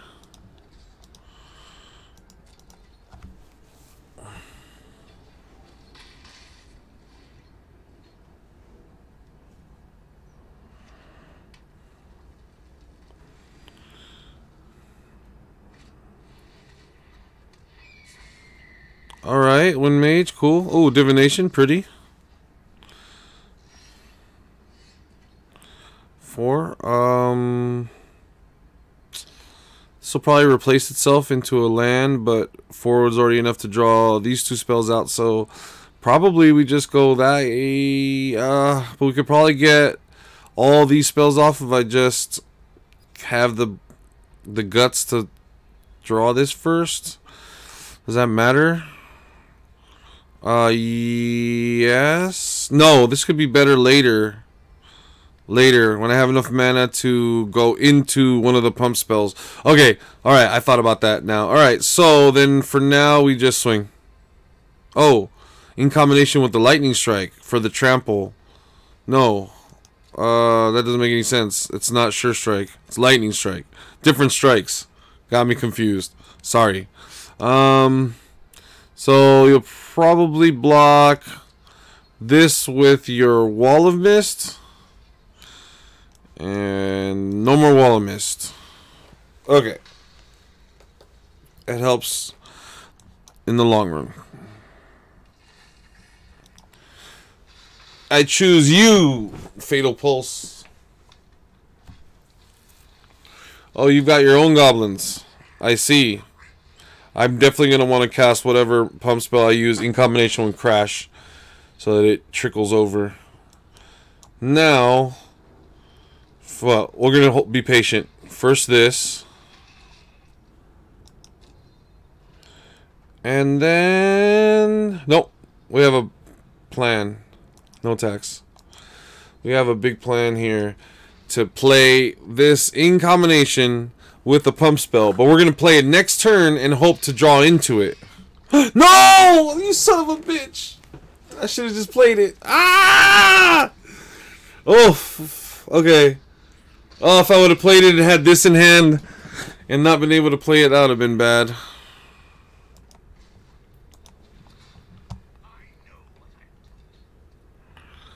Ooh, this is bad. He's gonna just make us discard this anyways. Man, I really wanted it. Well, we're gonna draw us into this. Okay. If he flies in and he attacks them, that lowers their defenses and we swing past them for a bunch. In the meantime, and we're not gonna get to trample in, unfortunately, but we'll send in our line breaker. We'll send the line breaker in. Cool. Breaking that line. Literally doing what he said meant to do. Yeah, you better draw something, bro. You're gonna swing in, you're gonna swing past, you have to swing with both of them. Or take down one of your creatures a turn, and then let me potentially still use this guy. Yep, you're still gonna let me use him. You don't know what I got. Oh, he's gonna finish him off with that. Alright, cool. 2 for 1 to you there on that one, or 1 for 1, I guess, with the... But he lowered his defenses. Dang, if this would have just been a pump spell, come on. You gotta be kidding me. You gotta be kidding me. I'm getting flooded with 16 lands in hand. There's 16 lands in my deck. That sounds about right. Yeah. Yeah. They're all, well, they're all gonna wait, but we'll send in the Swift Claw. You can do some damage. We'll trade. That's fine. That's fine, especially if I end up getting this pump. We'll make you think I got something here. Especially if I end up getting this pump. In the meantime, you can start hurting me whenever you want. Okay, well. That'll do it. That will do it. Come on.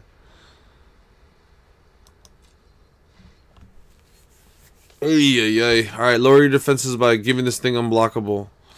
And swinging in with it. That way at least sets me up to maybe potentially still win this. No, you don't want to. Okay, I see. Oh, there it is. Alright, so you got 3... okay, 3 blockers, 3 big creatures are these. So I only get in there right now for 6 damage. It's not worth it right now. It's not worth it. But I don't die yet, so... And if they make me discard a card, I'll discard the planes. Oof. Looking like we lost this game. It's not looking good for this deck against... I mean, he's also pretty much out of cards now.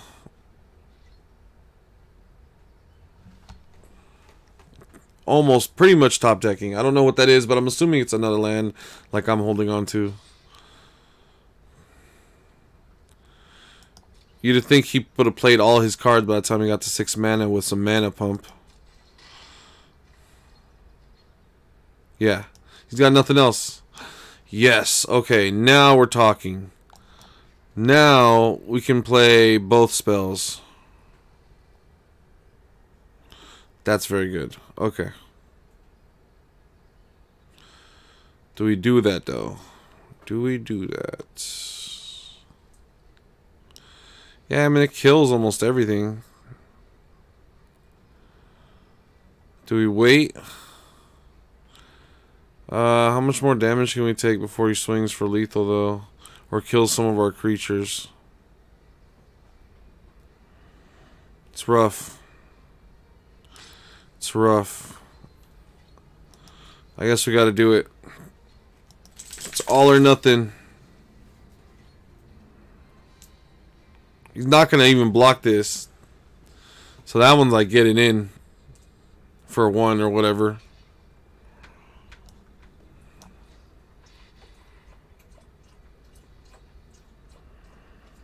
Don't counter it, don't counter it, don't counter it, don't counter it.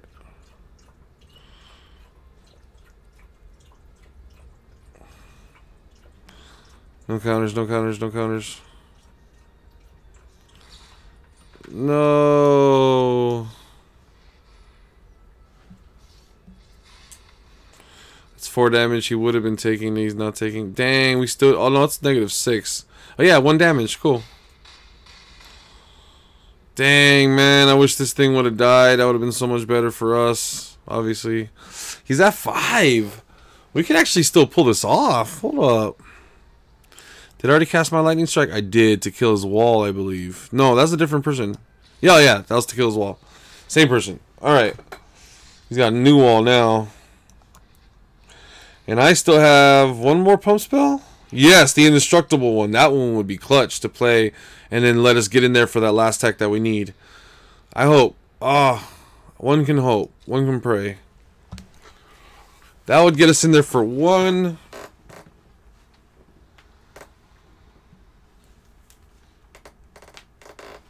There's also the Mighty Leap. Oh, the Mighty Leap we're not running in our deck. Why am I getting flooded? Why? With 16 landings in the deck. How am I getting flooded, bro? Alright, so is that lethal now? That's lethal. I'd have to block the goblin. I kind of hope they just go in. Well, no, that's definitely lethal if they go in. They're not going to attack. They're only going to attack in with the flyer. If I could just take the flyer out, that would buy me some time, too.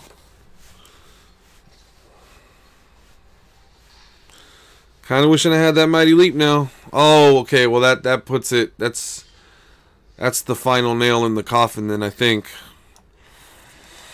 Methinks that is it.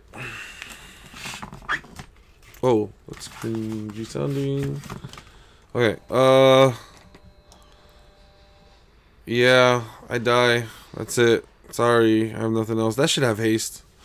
I think I die now. Yeah. Let's stop wasting time. I die. Alright. GG. Man. All those planeswalkers, that was crazy. Well, I mean, I don't know. Did I grab any planeswalkers when I could have grabbed them? No, they were good. What? No. Maybe the Nicol Bolas, but I mean, no regrets. No regrets ever. Alright, that's so unfortunate. So unfortunate. Yeah. 200 gems. 2 packs. Containing. Ooh! Mythic Unlock token. Nice.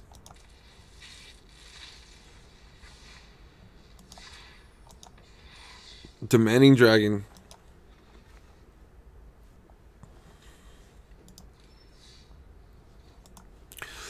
Well, thank you guys so much for checking out my Magic stream. This is your boy, The End, signing off. I'll see you guys next time. Peace out. Yee.